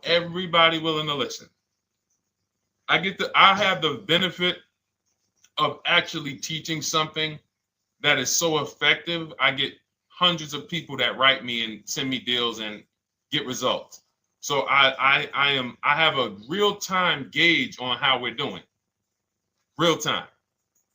Versus somebody who sells stuff, but they don't really care about the result. So you'll buy stuff and you're like, whoa, this is not the result I thought I was going to get. All we do is hold ourselves accountable to the results. And as long as we keep getting these emails in, as long as we keep getting people writing us, taking pictures, sending stuff, we know people out here getting the same types of deals that I would be getting. And that's what I want. I don't want anyone taking a deal that I wouldn't take. As somebody who's done thousands of transactions with Mercedes and General Motors, leased 7 cars. I'm the one my friends call. They've been calling me for 7 years, 8 years. Deshone, all right, man, I need a car. I'm good. Listen, this is what I do. And the way that we give them peace of mind is the comparison offers. You only have peace of mind with comparative offers. There's nothing else. That's why you can buy spaghetti sauce, and that's why you can buy a TV on Amazon in 5 minutes, 10 minutes. Because you're going to go through, boom, okay, all right, let me check Walmart.com. All right, let me check this site. All right, let me check this site. All right, this one's the best. You spend $800, $400 in 15, 20 minutes. And not feel buyer's remorse because you've seen the options. Buyer's remorse comes from not seeing other options. It's that simple. All right, let's go. All right, Dolan, we got time for. All right, yeah, throw another one in, Dolan. Let's go. All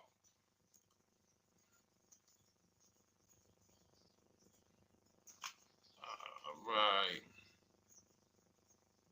Okay, 2015 Mercedes-Benz C-Class C300. Hey, wait a minute. R. Hunter Photography. Just got the book, and I'm looking forward to reading it. Congratulations. Everyone who got your book, just type book in the comment section. I just want to give you a shout out. Thank you so much for those. If you have the book or if you just got the book, just type book. Thank you so much, R. Hunter Photography. Appreciate you. Make sure you send me your success story. That's what I care, whether you buy, lease, or purchase. Even when you use the bank bidding war, show me, hey, yo, this bank was at this interest rate. This bank was at this interest rate. And then the dealer got me this. Write me all of that stuff. I love hearing all of that. Michael, good to see you. Michael McLaurin on TikTok. Thank you so much. Use it and win. Use it and win. I want that book to return to you $5,000 to $10,000 per deal. So every single time you do a car deal, that book should be returning to you $5,000 to $10,000 per deal. All right, 2015 Mercedes C-Class, 85,000 miles. What are you thinking? See, there's nothing there. You get what I'm saying? There's nothing there. You have nothing to compare it to. Now, here's the thing. We teach something in the book called, and we still got to go to the 3 pillars of great car deals again. But there's nothing, we teach something, there's no boundaries in car buying. There haven't been no boundaries. For example, let's talk about the most expensive purchase most people make. Now, in this case, sometimes it's people's cars because people aren't buying houses as much as they used to. But the most expensive purchase people make is their house. Would anyone on here get a 40-year mortgage? Anybody? Yes or no? Thanks, EJ. Enjoy the book. I can't wait to hear from you. Anyone? Would anyone get a 40-year mortgage? Anybody? We got smart people on here. Anybody signing up for the 40-year mortgage? No. Okay. So if no one's signing up for the 40-year mortgage, the question is why? Why? Because we know that's too long. If you got to take a 40-year mortgage, go. God bless you. Yes, go get you. God bless you. Hope she's well. And I'm glad you got your book, Daryl. Would anyone, and you don't have to worry about reading it. It's a step by step. It's a checklist. So do one step, check that step off. Next step, check. Boom. That's how it is. Because there's a built-in. It's been built into our education. You don't take a mortgage longer than 30 years. And if you want to be super conservative and you can afford it, take a 15-year mortgage. But we don't go 40. We don't go 50. They're available.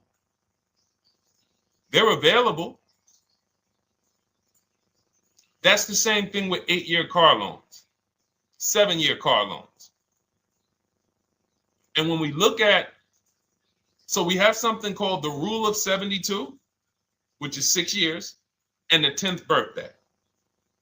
What this says is you should never take a loan longer than 6 years, 72 months, and you should have the car paid off by the 10th birthday. Now, why? Because when I was in Mercedes, people who would come out is two people who hate, this is actually the same person. They hate Mercedes. They hate BMW. Why? Because they had an older one, no warranty, and they could not afford the maintenance and the repairs on top of the money they were paying for it. They hate it. You ever hear people say, oh, never buy that, man. I had one of those. It was a money pit. It was a money pit because you bought one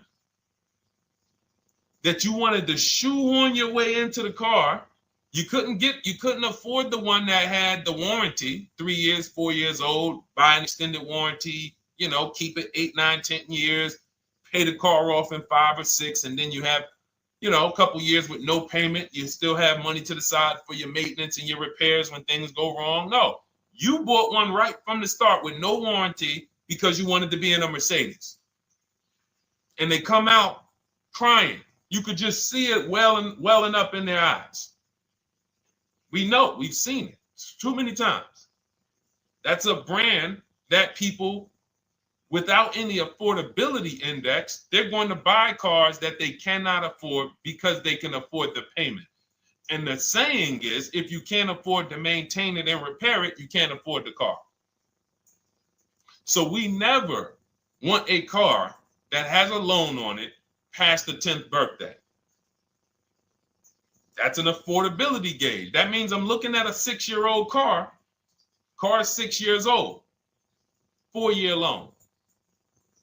The amount of the number of years on the car, and this is in my book.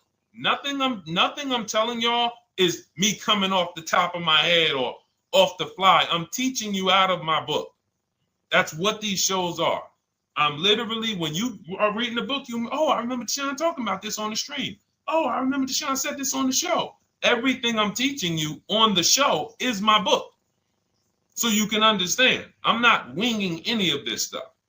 But when you look at the rule of 72 on the 10th birthday, it says the age of the car and the number of years on the loan should not go past 10. So if you're looking at a 5-year-old car, that already says my budget can only afford 5 years old. Like I can't get 4 years, 3 years old, which means I need a 5-year loan. If I'm looking at a 4-year-old car, I could do a 10-year loan. I mean a 6-year loan, because that's under 10. If I'm looking at a 3-year-old car, I can do a 6-year loan. 2-year-old car, 6-year loan. But if I'm looking at a 7-year-old car, 3-year loan. And what you're going to see is, wow, when I use that, Deshone, I see there's certain cars I can't afford. Correct. Correct. Because you can't afford the car to begin with if you need to get a 6-year loan on a 7-year-old car. Does that make sense? Type $ if that makes sense. Type a $ if you're getting this. Type a $ and let me know you're getting this. Never heard of a 40-year mortgage. Exactly, Artelis on Instagram. I didn't hear about it until I started teaching this. Because the reason we created the rule of 72 on the 10th birthday is because we wanted to bring the same standards that they have in mortgages to the car business. There are people who only get a 3-year loan on a car or a 4-year loan on a car. That's like a 15-year mortgage, short-term mortgage. And then there's people who say, all right, I want to do a more average 5 or 6-year loan. That's your 30-year mortgage. But when you start going to 7-year loans, that's 84 months on a car, you're moving to like a 40-year mortgage. You are going past affordability. This is a sign. This is a red flag. I cannot afford this car. I cannot afford this car. Let me look at less car. Let me look at what I can sacrifice. We talked about that earlier. Can I sacrifice size? You don't usually want to do that unless you're getting a car that's just big for no reason. Oh, I just like big cars. Well, you might not want to get a big car in this time. You might want to go smaller. But never get a car that doesn't cover your needs in terms of size. What you really want to look at is amenities. All right, I don't need the big sunroof and the leather and all of this stuff. You know what? Let me go to the next amenities down. Class. So you're like, oh man, I'm used to driving Lexus. I'm used to driving Mercedes. I'm used to driving Genesis. I'm used to driving Infiniti, Acura. No, maybe you got to go down to the next class. You'll save $5,000-$7,000 going to a lower class of vehicle. These are the things that you want to be looking at. This is how you want to approach. This is how you don't. This is how we win. This is how you understand your car transactions versus just like, all right, time to get a car. Can you just do this for me, Mr. Person who I know is going to make money on me, and it's your job to make money and they're going to fire you if you don't make money on me? Could you just get me the best deal possible? No. EJ, thank you. Ray, getting value out of it. I see you. Awesome. Deshone, how much should we try to negotiate out the door? That's a bidding process. See, that's a feeling for, we don't worry about that. I'm going to tell you why. Some deals, their best deal is going to be $10,000 off. Some cars, the best deal is going to be $5,000 off. Give you an example. In some deals, the best deal is going to be, you're not ready for this, almost $30,000 off. Now, let me show you each one. So when you look at, where's Tiffany? So Tiffany, no, that's Chris. Hold on. That's Kanika. Oh, wait a minute. All right, let's go to the. So the question you're asking reflects normal negotiation, which is we're feeling for the bottom. We don't really know where the bottom is. We're feeling for the bottom.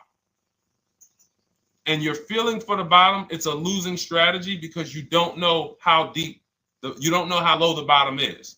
When you feel like in your gut, okay, I think this feels like the bottom, you take the deal.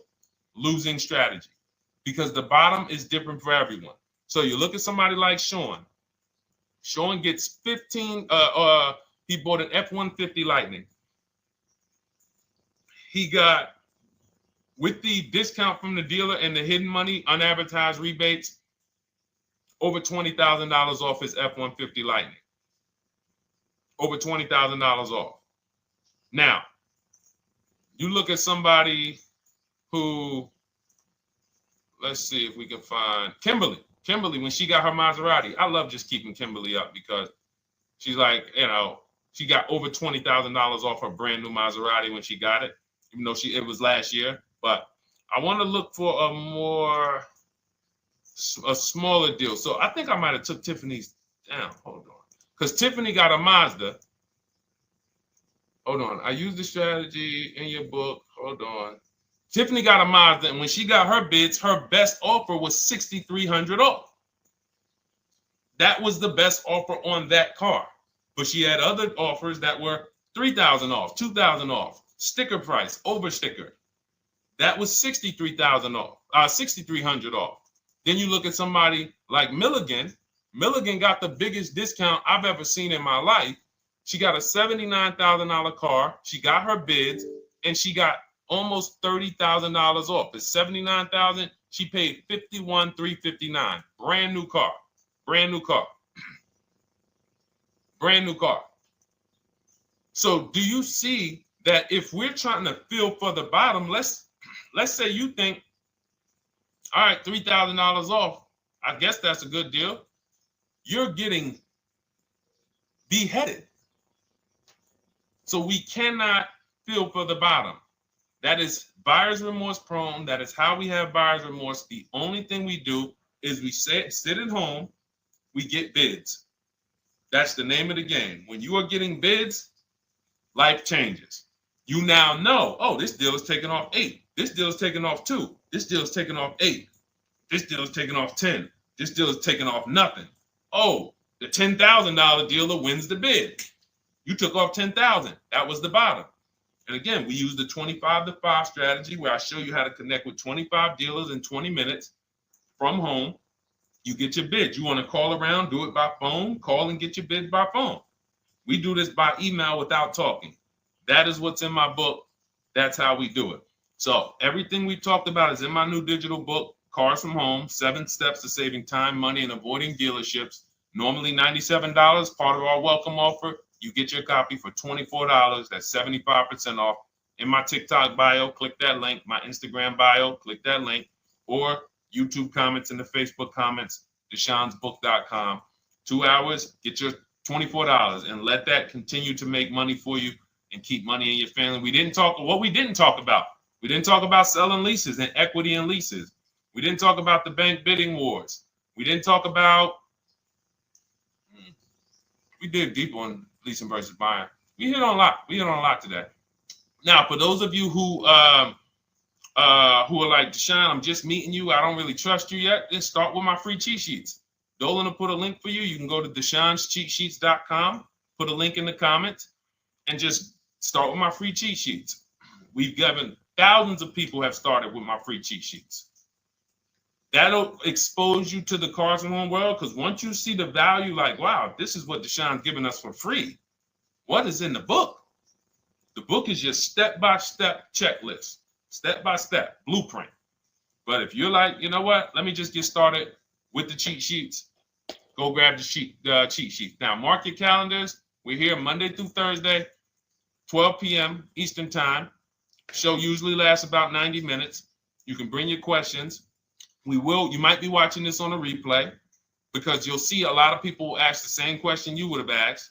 But mark your calendar so you don't miss a show. We'll be back, and then we'll run the whole replays all through the weekend for those who couldn't be here during the week.